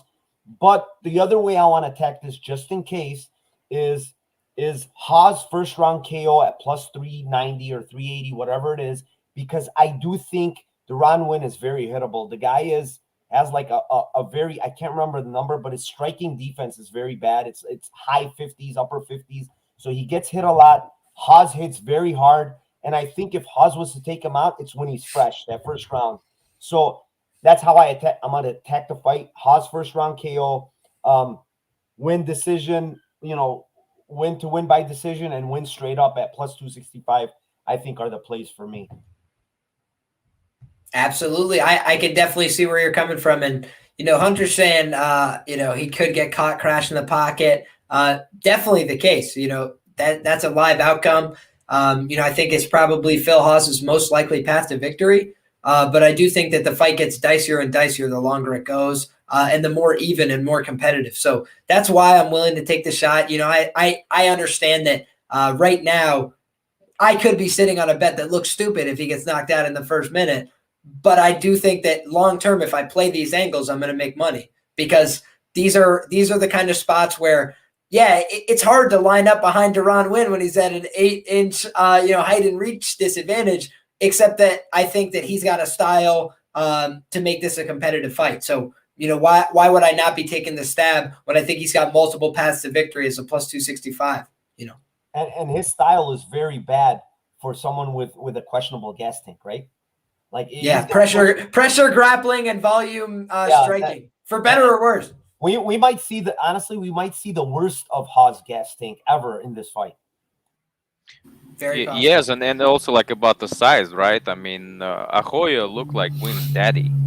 I mean, he really looked like his dad. Ahoya, he probably walked in the ring over 12 200 takedowns. 215 pounds probably, and he took him down with ease. So I know Hoyer's defense sucks, takedown defense, but still. Yeah, and I think it actually backs your argument that he will be proactively trying to wrestle Hoss, right? I think he will try. I don't know if Hoss believes in his takedowns as much, to be honest. Just because of his cardio at the same time. Like I think he may go. It was interesting. I was actually surprised, just to add that bit, is that by his jab against the Dokus fight was actually pretty solid. And I think that's what he's tried to do. He's tried to reserve energy, move a little bit, throw them jabs, and try to keep it on the distance. And then when he feels like he's just basically going to try to take him down, but this is their own win. I'm actually curious to see his cardio. I think this fight is actually going to be a true test of Jose's cardio, because he's going to go. There will be some body locks with him and Win, and I'm curious to see if he does have cardio there or not. So I think it's a great fight. Yeah, there's no worse test for you to take when you have cardio issues than a heavy grappling match. So, yeah.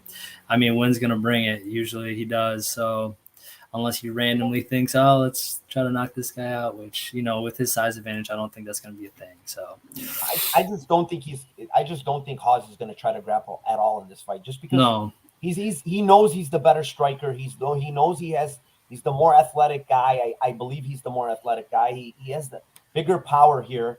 So, like, why would he mess around with grappling and knowing that it's going to drain his gas tank too? The bigger power, but the worse durability. He might panic shoot if he gets hurt. That's the only thing I would say. 100%. I was just going to say that, like, in the other fights, when you watch when he shoots, a lot of times it's when he's getting hurt, right? He got hurt in that Imavdov fight and just grows for grappling like naturally, right? You're hurt, which he does well. I'm going to give him credit for that, because otherwise he'd probably be out in a couple of those fights. But Win is just going to pressure him and grapple, and I think it's going to wear on him. And I really think that if you look at the fights that he's won, a lot of them he's ended up having to push somebody against the fence for like 6 minutes. I don't see how he pushes Dern Win against the fence for 6 minutes. I'm not saying it can happen. I can't imagine that in my mind looking at this fight on paper. How does he control, unless he's getting top minutes? And even then, we all kind of agree it's not likely that he's going to be proactively grappling here. So let's see what happens. But I think that this is an interesting fight, potentially some value on the underdog. So I'll take it while it's there. Just want to shout out Jonah in the chat. Says there's a difference between their weak gas tanks. Win gases from pushing a hellacious pace. Hawes gases from being remotely pushed by anybody. I can definitely see what you mean. Phil Hawes also kind of benefited from Imavov death gassing in that fight too, because Imavov was tuning him up a little bit, but just didn't have the cardio, it seemed like, to push off the fence because he was getting out of some of the positions earlier and then was unable to as the fight went on. Absolutely, Narco. He had 11 minutes of control time in that fight and still death gassed. So it might be reversed here. He might be on bottom for a while, and I don't know.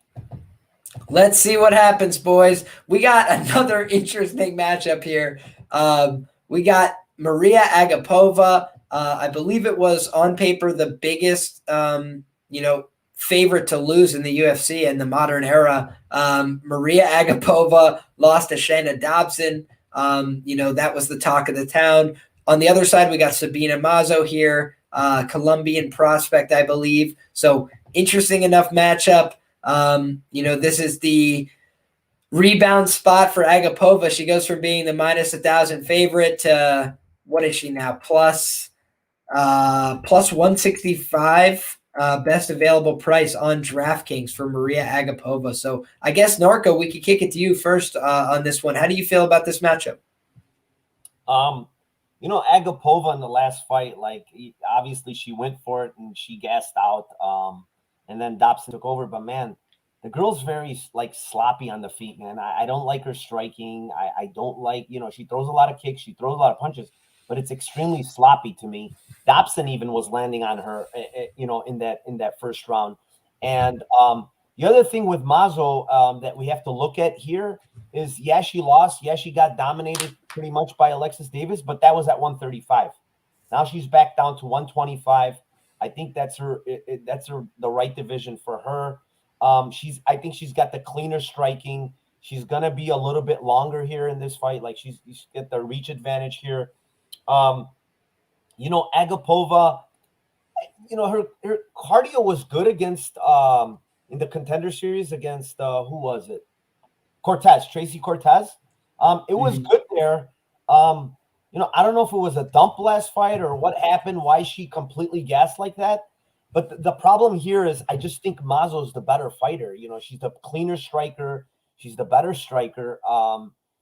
Longer, this might be the first time Agapova is going to have like a disadvantage in her reach.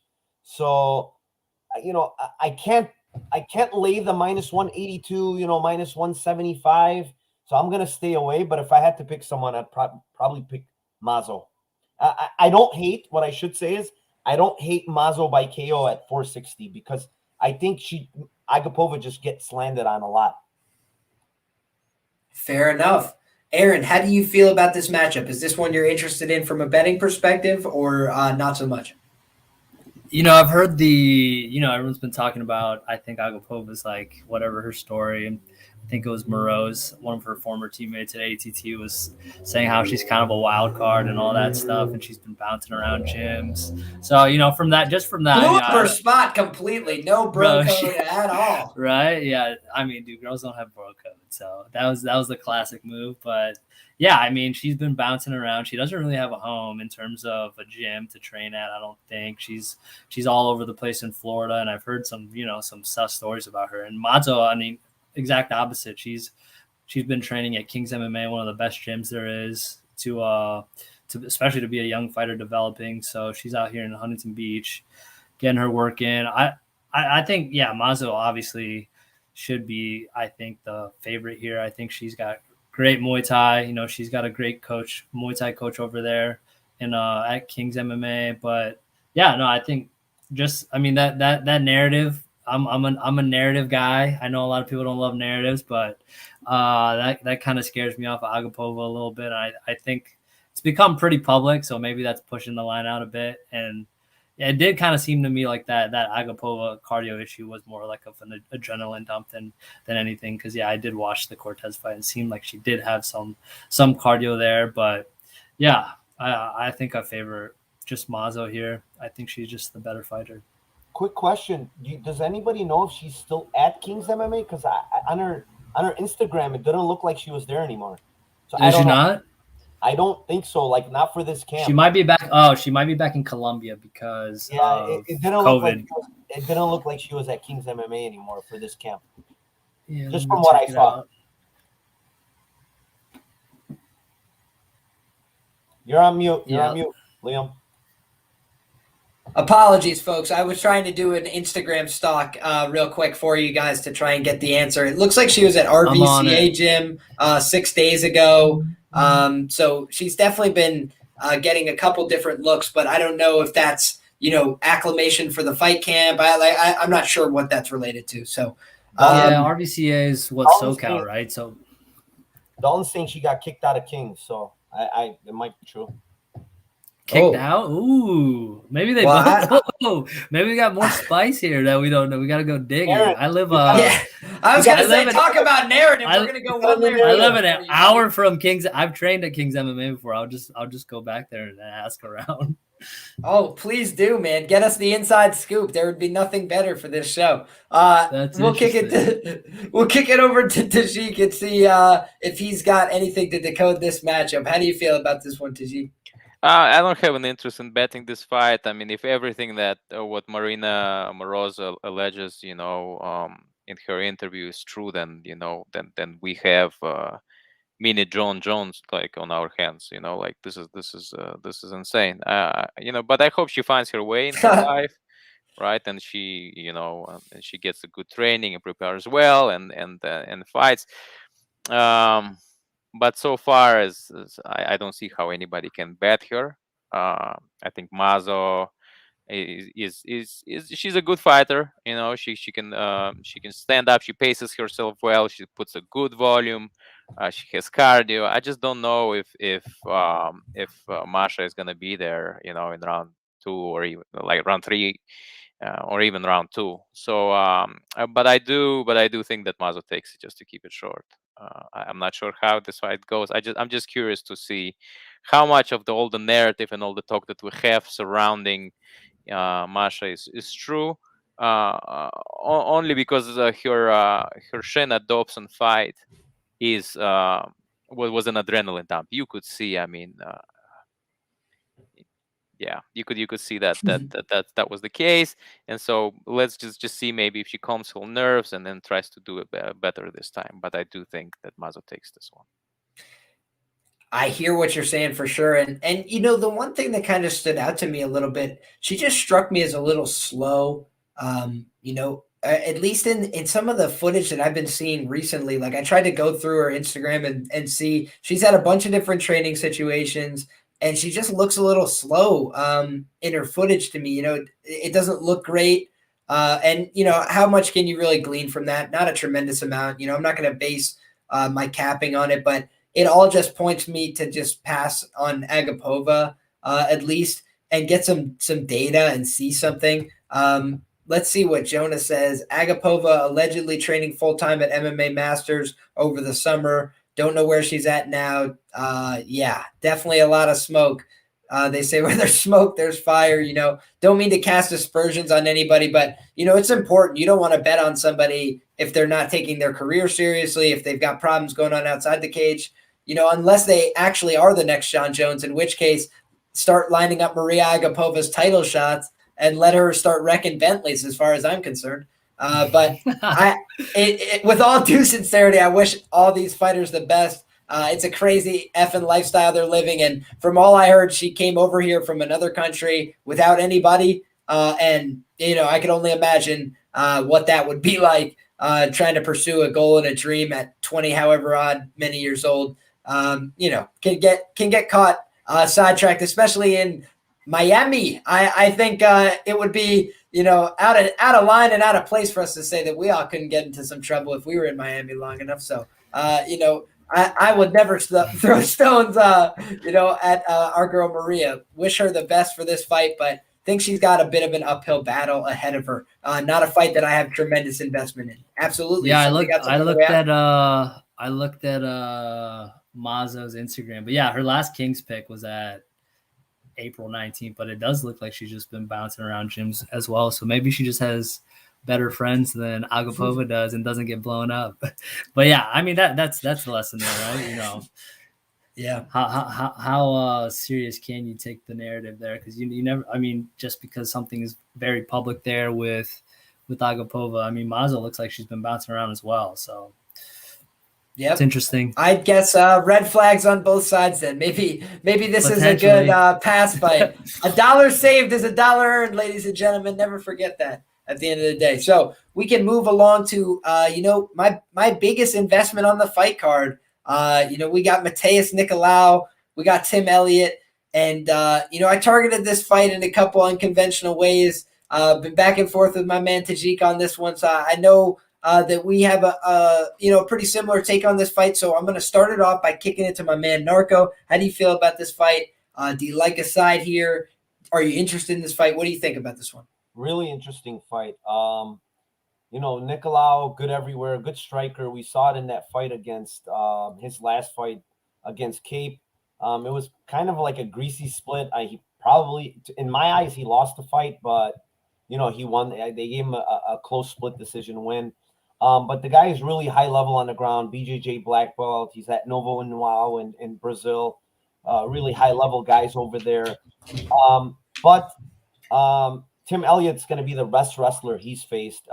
Tim Elliott is a good wrestler, very good, high-paced guy. It's going to bring it for 3 rounds.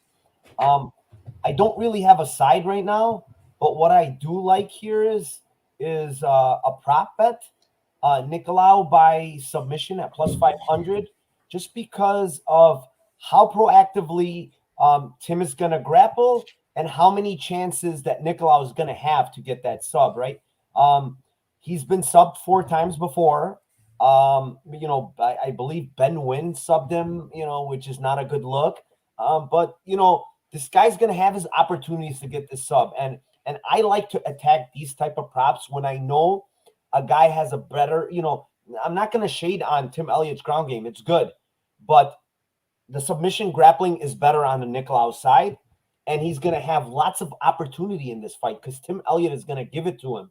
So because he's going to proactively wrestle here and he's going to probably get some takedowns, Nicolau will have a lot of opportunities to get that gilly, to get, a bunch of other stuff, So that's the only way I think I'm going to attack it. Plus 500 is a nice line to me, and that's what I'm going to bet.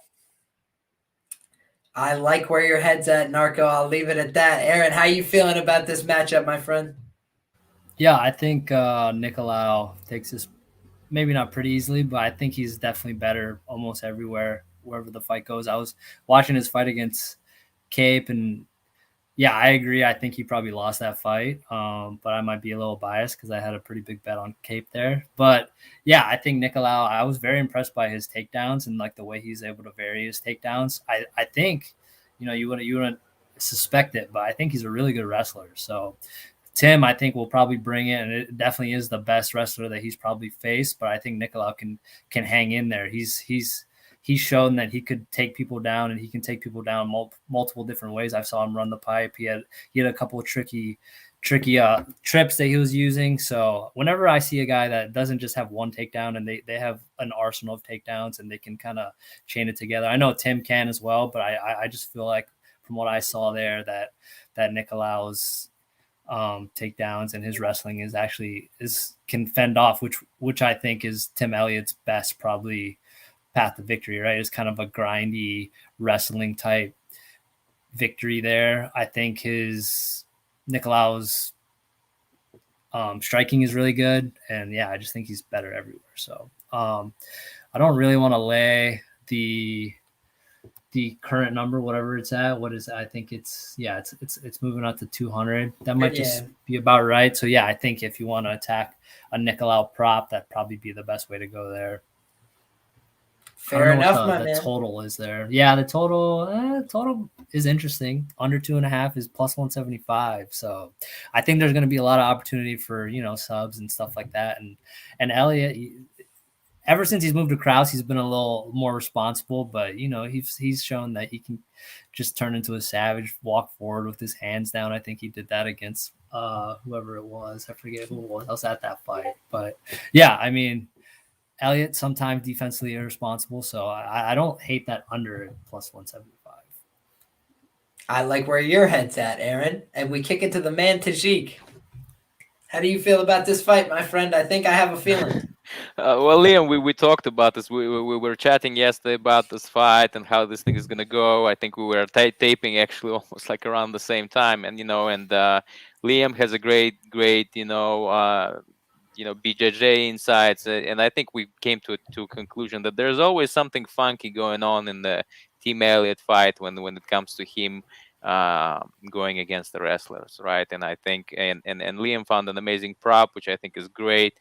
Nicolau by submission in round 1 at 1300 plus 1300, which I think is something that is definitely viable. Nicolau's Darce choke, I think, is pretty solid, and I see him, standing up, maybe wobbling team, and then going for Darce choke. I initially thought there's going to be some kind of a guillotine, Elliott is going to charge. I just don't know, and then I kind of took a step back, and I felt like that Darce choke is more viable. But I think it's great to hear actually your insight, Liam, because I think in terms of the grappling, I think your insights are very helpful, and maybe you could talk to us, about that first round submission prop bet. Appreciate that, Tajik, and man, this is a fight that I'm excited about, right? I backed Nicolau in the Cape fight, and with a little more hesitancy in that spot, because when you look at Nicolau, and I try and game out concerns, a lot of people have been talking about the cardio, and I guess I get that to an extent, but that hasn't always been my concern. I'm just more afraid of him getting clipped on the chin. I feel like he's been a little bit chin checkable at this point in his career. The Dustin Ortiz fight was a red flag and a concern. And, Manel Cap's a big hitter, so I was a little afraid going into that spot. This is a fight I'm a little less afraid for him. because I think he's going to be the better striker here. I actually think technique for technique, he's a better striker than Manel Kape even. Like he was outstriking him the whole fight, but he just doesn't have as much power. He does not have as much power. I'm telling you, Narco, I really thought watching that fight, back twice now, that I thought that he was landing the cleaner shots in the majority of exchanges, but the difference was he just wasn't landing with as much power. And so when Manel Kape was landing, he was like shaking his whole world and wobbling him. But I just thought that if you just scored each exchange, like the bulk of the exchange, I actually did think that Nicolau outstruck him over the course of the fight. And I also thought that in that first round, that's where you see his grappling prowess. That's where you see him at his best. And, in that fight, he takes him down, and Manel Kape, at least Daniel Cormier is trying to pump up his jiu-jitsu game and everything. And he was trying to offer subs from his back, but Nicolau was able to easily control him from top, land a bunch of significant ground and pound. And I think that made Manel Kape go like laser focused, no more takedowns. And I think that also let Nicolau work his way into the striking exchanges more and more, because then he started mixing up his shots to the body. So I think that he's going to be able to mix up his shots here on the feet. I think he's probably more live to hurt Tim than Tim is to hurt him. Although Tim throws like a wild man, sometimes he can figure something out. But I think Tim's going to be looking to try and close the distance and grapple proactively. And I think he might end up on bottom a lot of times when he's doing that. I think Nicolau is probably the slicker grappler of the two. And, I really think that everybody here is kind of banking on, at least from the market perspective, it looked like, people are banking on Nicolau to win this fight by decision. And he's got a lot of wins by decision in the UFC. So I get it. But this seems to me like a fight where, he's going to have somebody putting himself in tons of bad positions, a guy who has been gassing out more and more, I would argue, in recent fights, in Tim Elliott. He's the older guy in this matchup pretty significantly. I actually think Nicolau is like a decent flyweight prospect moving forward, whereas I think that Tim Elliott is on his way out in all likelihood. And so, is this one where Tim could maybe hang on and grease out a decision? I feel like that's his path to victory here. I think if somebody's going to finish this fight, it's going to be Nicolau. I feel like it's not that unlikely that he does it early. I think if he stings him on the feet, he could definitely submit him as well. So, I'm on Nicolau a couple different ways in this fight. And by the way, I do think if it does see a decision, Nicolau will win that as well. More times than not. Would I prefer that as much? No, I do think he needs to get this done inside the distance, to maximize and pay off that, money line. But, I'm on him here at minus 190 for some shares. I'm on Nicolau inside the distance, 0.7 units at plus 310. I'm on Nicolau to win by sub in round one because I do think that Elliott sells out for the wrestling and grappling early. I think he could gas himself in the first round here if he's failing to secure the takedowns and could get himself submitted in that way as well. So I think the club and sub is live. I think he's live to get himself submitted on an entry. And I think that he's live to get taken down in one of these exchanges, counter grappled and caught in a transition. So I really like the BJJ black belt, Mateus Nicolau, the younger guy who's coming into his own. I think that this is going to be a coming out party for him. I think this is the horse that the UFC is backing, moving forward. So take that for whatever it's worth. It should be a fun fight. Tim Elliott comes to scrap, so I don't think he's going to hand anything over to him, but I just think that the slickness, the ability on the ground is going to pay dividends here. And Mateus Nicolau, who hasn't gotten many finishes under his belt in a while, is probably live, as live as he's been in a long time to get one this weekend. I also took a small share, quarter unit on the fight to end by sub at plus 320 because, Tim Elliott, I don't think he's going to submit Nicolau, but like that would be his path inside the distance in all likelihood. Even if he clips him on the feet, I feel like Elliott would try and get a submission finish because that's the kind of guy he is. So that's the way I view that fight. But I think it's going to be a coming out party for Nicolau. I wouldn't be surprised if the line goes up a little bit more. I wouldn't touch it on a money line perspective over minus 205. But that's me personally. Best of luck to all you guys who are taking action on this fight. I get it if you're on that sub prop too. Shout out Narco. I think that's a good read, but I'm trying to maximize value. I think that more often than not, if you're going to submit somebody, you're going to do it early when they're dry, when you're in a weird transition right off the bat, when somebody's not ready, when they haven't worked their way into the fight. I think that's when it's most live. And I also think that Tim is just live to get clipped on the chin and finish. So let's get it. Hopefully Nicolau can cash a few of us some bets this weekend. Certainly that's what I'm hoping for. We are on to the co-main event. What a departure from the normal standards of a UFC co-main event. But we've got, two bangers running it out there. Randy Brown, probably the more credible prospect at this point in their UFC tenures. I think he's 7-4 in the organization, has put together a pretty credible resume, has fought really tough guys. And Jared Gooden, on the other hand, a little bit of a tough run. Alan Jouban in his debut, they put on a show, but wasn't really going his way. Ate a lot of punches in that fight. And, we've also seen that Abu Bakr Nurmagomedov fight. That was like not how I expected that fight to go. I thought it was going to be wrestle. And instead he just pieced him up on the feet, took him to Jab City. So that was, an eye-opening performance for me as well. Jared Gooden shows that he's got hardware, he's got power, he's got pretty decent timing and accuracy. He can land his power shots. When he lands them, they're very effective. So that's his game plan. That's what he's bringing to the table. I don't think he's got like the worst counter wrestling of all time. He has a decent amount of first layer takedown defense, but overall, I think that Randy Brown is probably the more submission slick grappler in this spot by a pretty significant degree. I like his frame. I like his length and his attributes. The concern on the Randy Brown side would just be that chin and the durability. Not to say that it's been against bad fighters, but against the harder punchers that he's gone up against, even in fights where he was competing well, he's gotten shut off, like the Vicente Luque fight. So I think that that's something to keep in mind. But we'll kick it over to my man Tajik first. How do you feel about this fight? Do you feel like there's any betting value, and who do you like as the side? Yes, so I think there's definitely it's an intriguing matchup. I think for Randy more so. I'm curious to see what the future holds for him. I think he's a deserved favorite in this fight, and when I look at Jared, I think his path to victory is very, very limited. He's mostly one-dimensional boxer, right? He uses wrestling defensively, pretty okay. But I think in order to beat Randy, you have to put the volume on him, and you have to present different looks, both in terms of striking and takedowns, right?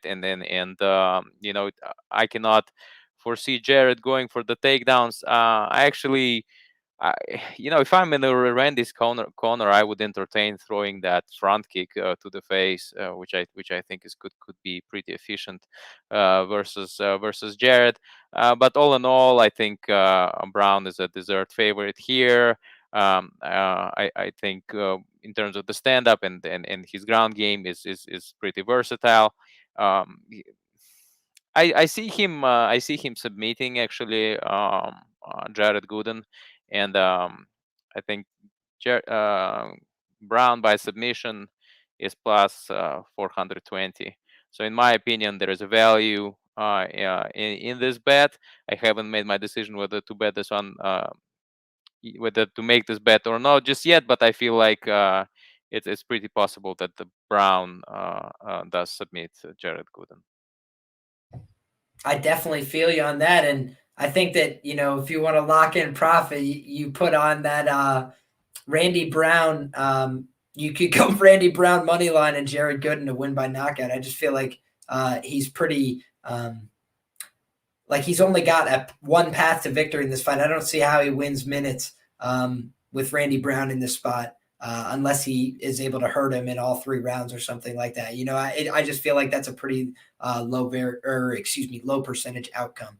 Aaron, how do you feel about this fight, my man? Yep, same. I mean, this is pretty straightforward. I think Randy Brown just a much more talented fighter. I think Gooden has had some interesting matchups going against who was it? Nurmagomedov? Was it another Nurmagomedov he went against? One of the other Russian wrestlers he went against, and Yeah, he had a good game. I mean, a good enough game, or he had a game plan, which was nice to see that. Whenever I see a fighter's able to follow a game plan, he fought with his hands like at his knees, so he was eating as many jabs as he could because he couldn't really defend them because he was so focused on defending the takedowns. But he gets hit, and he gets hit a lot, and he does use his durability. He uses kind of head movement a lot, so that can kind of, in MMA at least, it can really come back to bite you. If you make one wrong move, then you can kind of get put out. So Randy Brown, I think he's shown he's got a ton of power, and yeah, I think he's just the better overall fighter. He's got a ground game. I wouldn't surprise me at all if Tajik's prop cashed if he ends up making that bet. Plus 420 sounds pretty nice to me. So yeah, I think Brown is the deserved favorite. The ways that Brown has gotten knocked out, like that Nico Price knockout. I mean, anyone gets knocked out by that. It was what basically from Nico's a magician at that point in his career. He was pulling off all these crazy knockouts, and getting knocked out by Luque is, I mean, that's nothing. Everyone gets knocked out by Luque. So, Gooden, I think, is a huge step down from his competition. Actually, he's got a lot of power, so that's always something to be concerned about. But I think with how hittable Gooden actually is, that the people that he's gone against hasn't been able to have as much power. So I think the power of Randy Brown will probably put him out here. So I think he gets his lights put out, or gets subbed. So I think Brown in the distance is not a bad look. Well, then you could put down the 1 unit Brown submission plus 420, 1 unit Gooden TK plus 460. You're all set. Yeah, profit secured. I just see him submitting Jared Gooden. Yeah, why not? In the second round too. Like just put pressure He's on slick. him the first, then submit him in the second. But yeah, he's slick pretty much everywhere. So, and he's got a ton of power. So Gooden obviously has that KO ability, but the ways that Brown has been put out, I mean, I don't discount him too much for that. Sounds like a plan, my man. Makes sense to me. Narco, how do you feel about this one? Yeah, I'm a little different than all of you on this one, actually. Gooden has a good ground game. He's a brown belt BJJ, never been subbed in 24 fights, so don't sleep on him on the ground. The guy has a good ground game. The other thing I want to say is Randy Brown's wrestling is not all that good to get this to the ground, to be honest, and Gooden has good takedown defense. You saw it in the Abukar fight. I think he defended. He might have gotten taken down once, I believe, and there was, and that guy's a much better wrestler than Randy Brown. I think Randy Brown is, if he's to win this fight, is like to stay long, use a lot of his kicks, teep kicks, stuff like that. But I just don't think he's going to have success in getting this to the ground against Gooden if his path is to get it by sub. And the other thing is, I do believe Brown's chin is a little suspect to me, and Gooden hits very, very, very hard. And I think he's going to have opportunity for the reason I mentioned before is I don't think Randy Brown's going to have success taking this fight to the ground. And I think Gooden's going to be able to possibly land that big bomb. But I do agree with you guys in the sense that Gooden's not a minutes winner. He's not going to win minutes in this fight. The volume is going to come from the Brown side. The kicking game. That is some of the stuff that does worry me, because I think he gets to kick that calf a lot. Gooden kind of stands really heavy on that front leg because he throws power shots. But grappling success, I don't see it. Honestly, I don't see it in this fight for Brown. So I am going to take a stab with Gooden KO at plus 460. I think that's his path. I don't think he's going to win minutes, but if I was to take the Brown side, honestly, I might take decision because Gooden's a very durable guy. He's only been stopped once. Guy has a good chin. We saw it in that Joban fight. Like, Joban landed a bunch of bombs on him. So he has a really good chin. Like Aaron said in the last fight, like, yeah, he gets touched up a lot, but he was so damn worried about the takedown with Abukar in that fight. But again, you go back to his last fight against Stolze. I think that guy's never been KO'd in his career. and you saw how he put his lights out with one punch. So he's very powerful. Plus 460, for his path of victory, I think that's his path. I'm willing to take a stab because I think this stands on the feet for a long time. I may just end up joining you there on that stab because I do think that that's a big number to hang on somebody with that much power, who's going to be selling out for the finish every time that they're on the feet, as he has almost every fight of his career. And I will say I do like it's pretty good shot selection normally. And that's something that you want to see from somebody who you're relying on a knockout. But, I will also say I do think Randy Brown, despite the fact that he's got some durability problems, I do think that he's probably just a little bit, more technical on the feet. I think he's going to land more shots over the course of the fight. And so, I understand the money line actually being where it is, but just that one prop, does seem mispriced. I'd have to look into the good and ground game a little bit more because that's an interesting point you raised, Narco. So I'll definitely take a look a little bit deeper there. Where does good and train? Does anybody know that off the top of their head? X3 Sports, it's saying on Tapology. Yeah, some rando gym, I think. I don't think it's one of the big ones. Nasty Nate Williams and all those guys. It's literally best fight picks. Dan and them. It's nothing to write home about, but yeah, I mean the guy has good.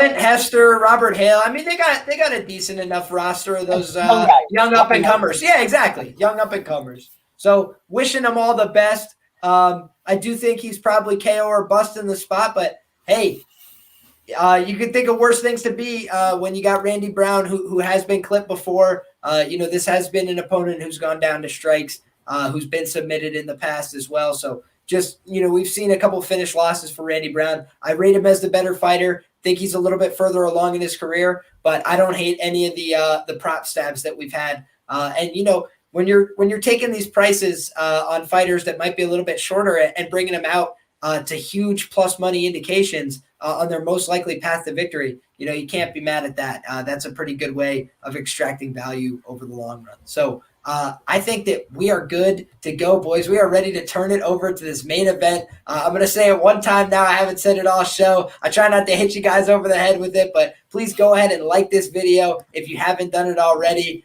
Go ahead and get subscribed to the channel. Every week we're bringing you 7 out of 7 weeks. We brought you winning picks on the Contender Series. How many other people can say that? Me and my man Gordo been dropping hammers. Went over and visited with my man Narco as well and was able to drop some winners there as well. So been doing Contender Series, been breaking down these UFC cards for you guys every week. It is always a hustle, always a grind, but we try and get it done because we love bringing some knowledge to the people, and it is all of us good guys. That's me, that's Narco, Aaron, and Tajik versus those bookies. All of us good guys like you too. So thank you guys for being here. Appreciate the 27 people still rolling with us live for this main event breakdown. They got us out of bed for this card, for this fight on a card that's otherwise not so inspiring. A pretty fun fight, pretty well matched, and also has big implications for the women's divisions moving forward. MacKenzie Dern, been a prospect that the UFC wants to groom for success. Coming from a Brazilian Jiu-Jitsu background, MacKenzie Dern is one of the most respected female competitors in Brazilian Jiu-Jitsu, period. And so, all of the Brazilian Jiu-Jitsu community roots for her when she's out there at these fights to put on a good show and make a name for herself. And, so far she's done a pretty darn good job. And I think that what we've seen from MacKenzie Dern that's really interesting is she's also, a willing combatant. She'll get in there and get hit. She is a little bit reckless at times on the feet, swinging bombs. She exchanges. She is a fighter at the end of the day, and she's a competitor. And I think she's pretty durable. I think that she's a tough girl. I think this is going to be a hell of a fun fight. And it seems a little binary in some ways. If MacKenzie Dern gets this to the ground, it seems like it could be a quick night at the office. But conversely, it could be a long night at the office if it's one that's spent on the feet. So very interesting matchmaking. The UFC putting her feet to the fire. Let's see how she reacts in her first main event opportunity. We'll kick it to my man Narco first. How do you feel about this matchup? You got anything here? What do you think about the main event of the evening? I think I'm pretty sure everybody's going to have the same sentiment here. Like if it stays standing, this is going to be all Rodriguez. If it gets to the ground, it's going to be a nightmare for her. But I will say like Dern's striking has improved, fine, but she's facing someone is probably elite striking in women's MMA, and that has power, good combos, long. She's long for she went for some reason she went up and fought at 125 last fight, and then now is dropping back to 115. Marina Rodriguez is, but like this girl is just really good on the feet, really good striking, has good power.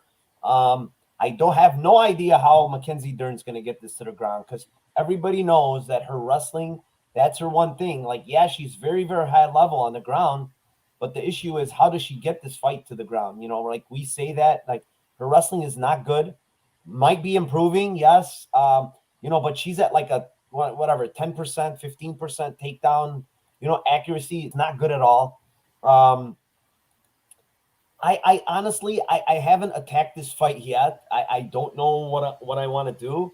I was thinking of, because MacKenzie Dern is very durable too. Like she took a bunch of shots in that fight against Amanda Ribas.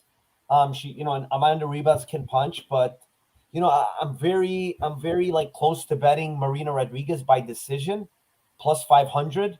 I was just, I'm not sure, honestly, because it's a 5-fight round, right? I mean, a 5-round fight. And that's the only thing that scares me is MacKenzie Dern will have a lot of time to possibly get this to the ground and get her submission.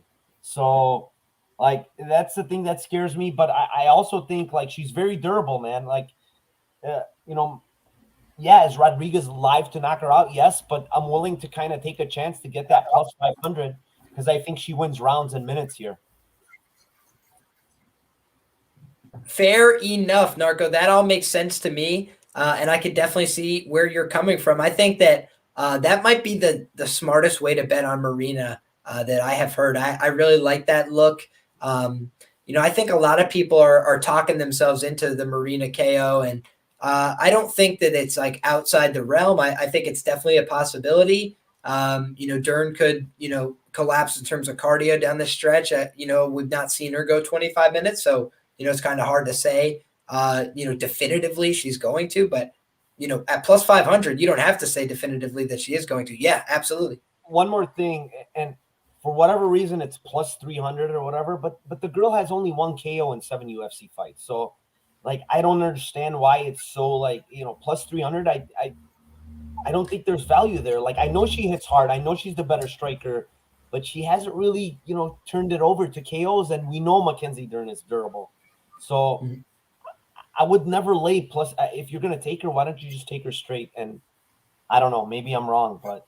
And I think what's also interesting there is you've raised the point she has 1 knockout. It was over Amanda Ribas. And granted, I lost a lot of money or a decent amount of money on that fight because I had Amanda Ribas parlayed up with somebody else. I thought it was pretty elementary that she was going to get takedowns in that spot.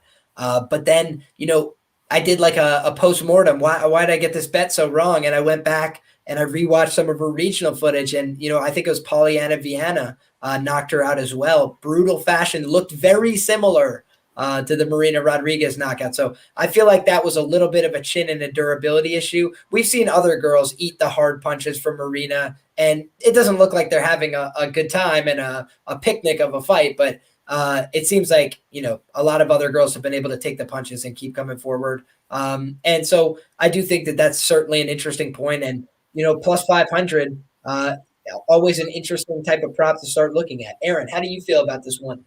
Do you like a side? What do you think about this matchup?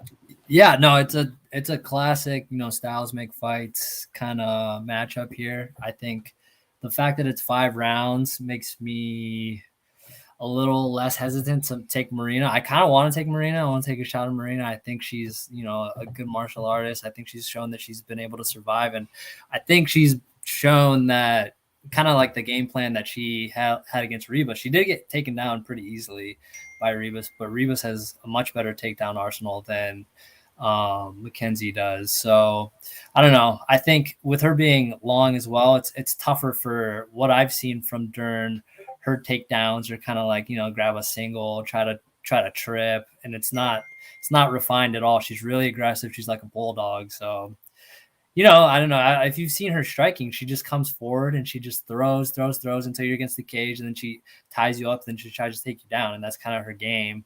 But when she's throwing, her head's down and she's just fucking flailing like that. So if she got caught by an uppercut coming in, that wouldn't surprise me at all, just because, her striking is getting better, but it's still really raw. And her defensive striking, you haven't really been able to see much of it, just because, she's going to the ground a lot.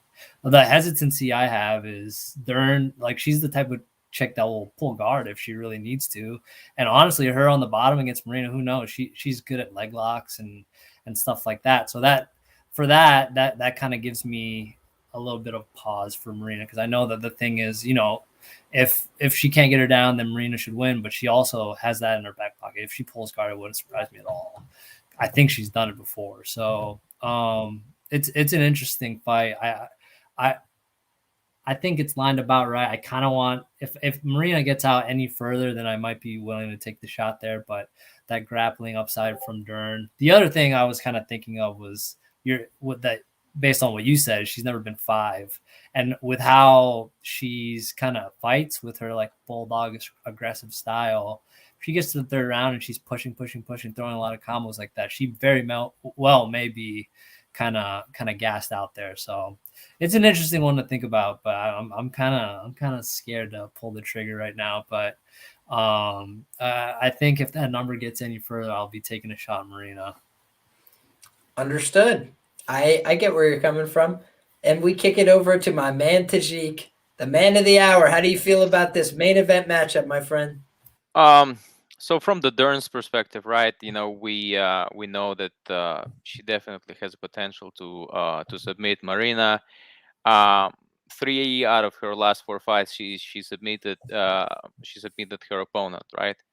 But it's interesting that she submitted all 3 of her opponents in the first round, and the maximum number of takedowns that MacKenzie has ever landed in the UFC is 1.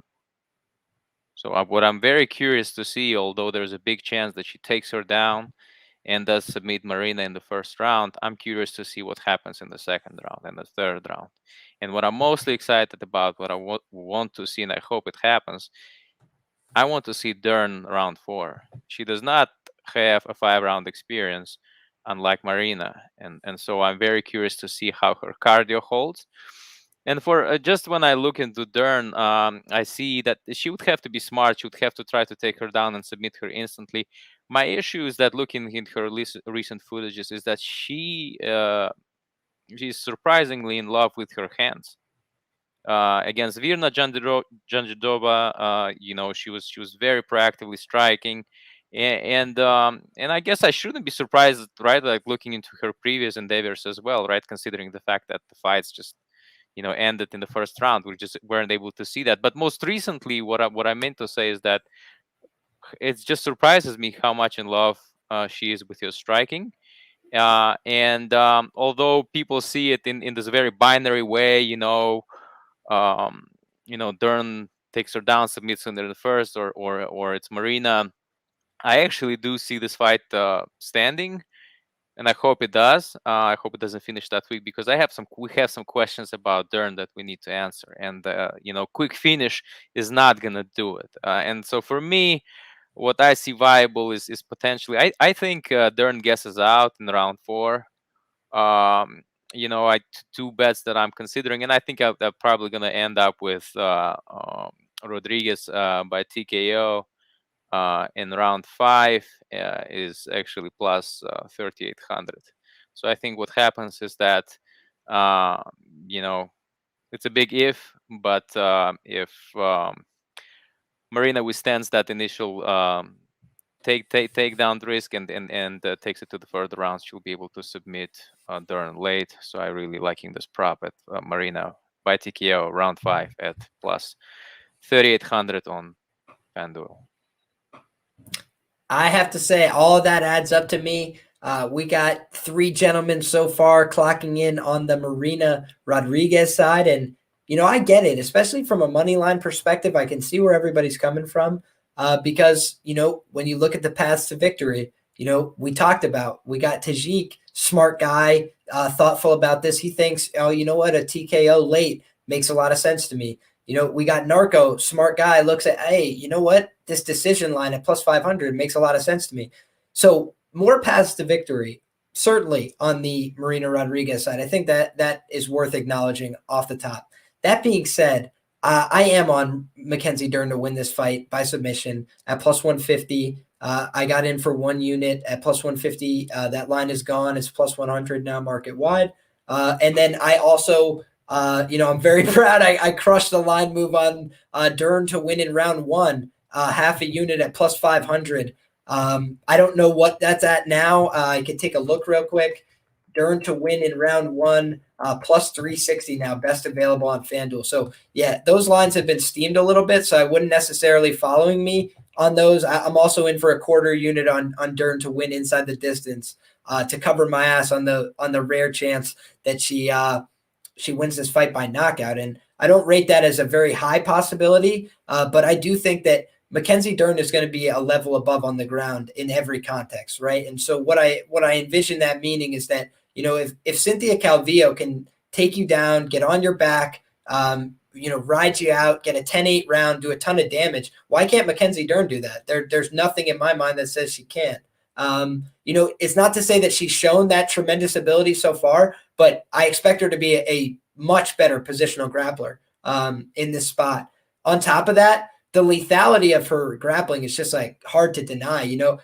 She's had very few opportunities. Every girl that gets in the cage with her doesn't want to engage in the grappling and then somehow finds themselves engaging in the grappling, and I think that that's in part because MacKenzie's tricky and hard to operate with. I think it's in part because people are surprised by the fact that she hits pretty hard. And she's not like running away from them after they touch her with the punches, like a lot of jiu-jitsu people, no offense to them, love the community, but not every jiu-jitsu player is willing to take punches. And I think that oftentimes that holds back their success, right? They're trying to be finesse players. MacKenzie Dern's not afraid to get in a scrap. I think that in these first 2 rounds, she's going to be very live. I think she's a physical 115 pounder. People forget she used to miss the weight. Since she's become a mother, this woman is on point. She comes in ready to go at this point. And I think that MacKenzie Dern, it gets uglier the longer this fight goes. I definitely see where you guys are coming from there. I don't think she should just stand out there and take the beating all night. Her corner should throw the towel after round 4 if she's just getting beat on and can't get any of this wrestling going. But I think the idea that she's not going to be able to get a takedown here, at least one, is a little crazy. Given the quality of people that have been able to secure, in some cases, multiple takedowns against Marina, and in fights where she's been taken down more than once and, acknowledging we don't have the data set right now to point to of MacKenzie Dern taking somebody down twice. But I think that, as much as she's been taking to her striking, if anybody who's smart is evaluating her career, they're going to be like, hey, let's keep working on this wrestling stuff, make it easier to get to our positions. And I think MacKenzie's live on top. I think she's live on bottom. I think she's live in a slip. I think she's live standing on the back. Like it doesn't take her getting this fight to the ground. It takes her getting in one advantageous grappling position, and it's all over. And Brian Ortega and Volkanovski, I had the same kind of ideas and the same bets there. Not to say the round 1, but I had bet Brian Ortega to win early and Brian Ortega to win inside the distance. And I don't really regret it, even retrospectively, because that was his only path, and he pursued it with absolute reckless abandon. And frankly, against anybody lesser, they tap. It was locked in. It was tight. Like it was a serious hold. Lesser men give up in that position, and I think Marina Rodriguez is a very tough woman, but I think that she's probably going to take a nap. Yeah, and to be fair to MacKenzie, is like in more often than not, when all she needed is that one takedown. When she did take anybody down, she would submit her, right? I mean, four submissions straight in the first round. All she needed was that one takedown. And so, but theoretically, right? We're speculating here. We're curious to see what happens past that first round, past that Absolutely. first takedown.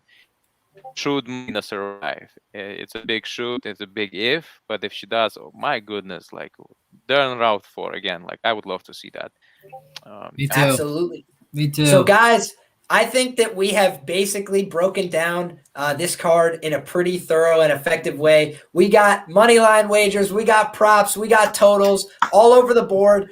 We got people on different sides of these matchups.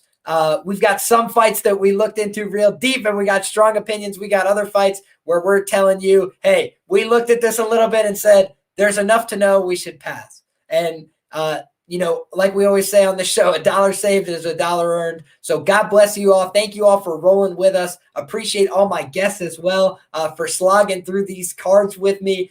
You know, it's one thing when it's the pay-per-views and we can get excited about every fight, but it's another thing when you got to go through the tape and you're like, who is this person from the regional scene that fought one time? And so appreciate you guys, you know, showing up on a fight night card where we had to scrape a little bit of the bottom of the barrel alongside some of these higher level matchups. So thank you guys all very much for joining the show. I'm going to kick it to my man Narco first, say thank you very much for being here. Could you let the people know where can they find you moving forward on all social media platforms? And also they can know that your information is in the description box below as well. Oh, first off, thank you for having me, Liam. The other thing that I always mention, thank you for everybody in chat. Without them, these things don't go on. So I just want to thank them. I want to thank the GOAT right there. And nice to meet you, Aaron, also. Yeah, you guys can find me, Narco Cop, on Twitter, Narco Cop MMA on YouTube. I'm having actually a new show tomorrow. It's called the Lambo Plays Podcast. Basically, very nice. Basically, it's me and AJ MMA betting. I'll also bring in guests, but it's going to be us picking every fight, and each fight, the minimum line is plus 300. So we're finding long shot plays for everybody. I love it. So, yeah, we're going to have some fun. We're going to have some drinks. I'm going to get you guys on the show. It's something a little different. We want to give people, you know, people love those long shots. So there's nothing under plus 300 in each No fight. one more than me. No one more than me, Narco. I love it too, trust me. We need to talk about this one, Narco Cop. I mean, plus 300. Oh my goodness. Plus 300 is the minimum play on each fight. So That's definitely my shot of vodka. I love it. I love it. yeah, so yeah, it's going to be some drinks and some fun. It's going to be tomorrow, 8 p.m. Central Standard Time. And then again, I have that Tuesday Dana White's Contender Series show. I'm sorry, it's on Monday. Every Monday, 9 p.m. Central Standard Time. This week, I might bring in Tajik, man, the GOAT. The GOAT might come in if he's welcome to come this week. But yeah, that's it. Thank you very much to everybody. That's all.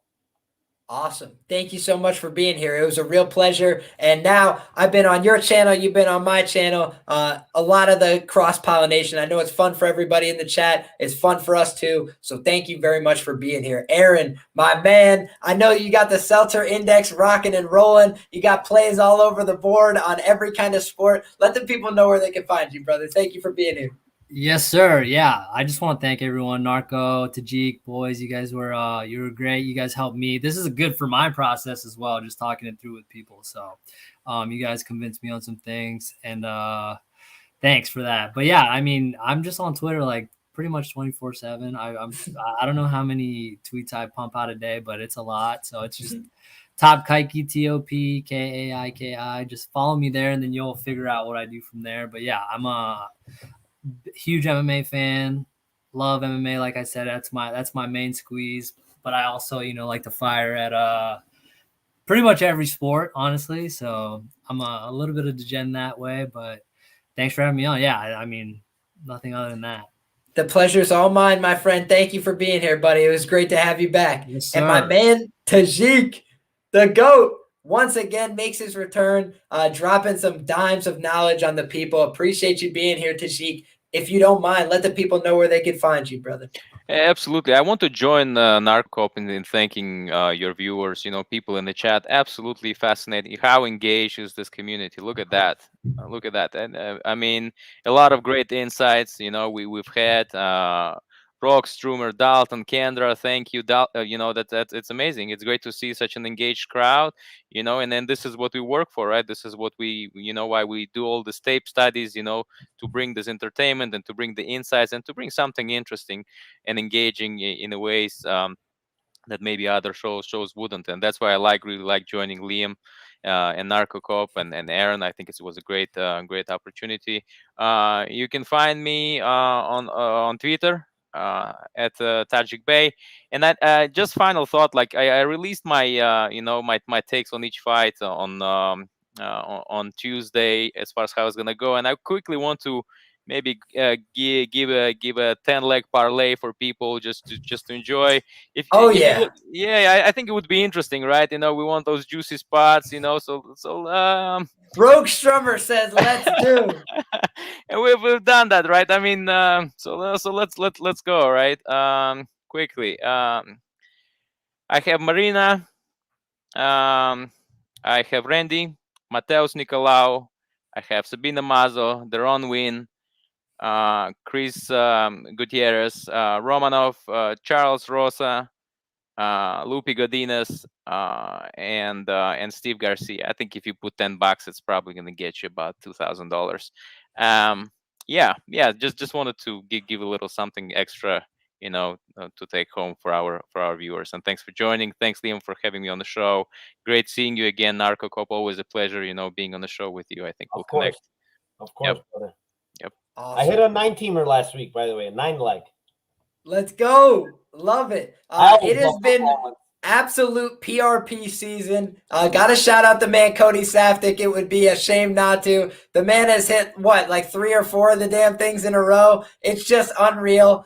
So credit where it is due. But also got to say, we've been giving out winners on this show. I must say, plus 45 unit run on the show. So get right or get left as far as I'm concerned. You could be here or be square.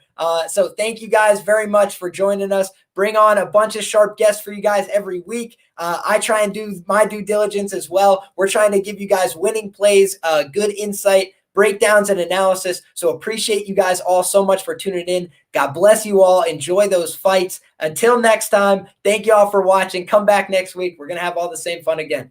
Take care now. Be well.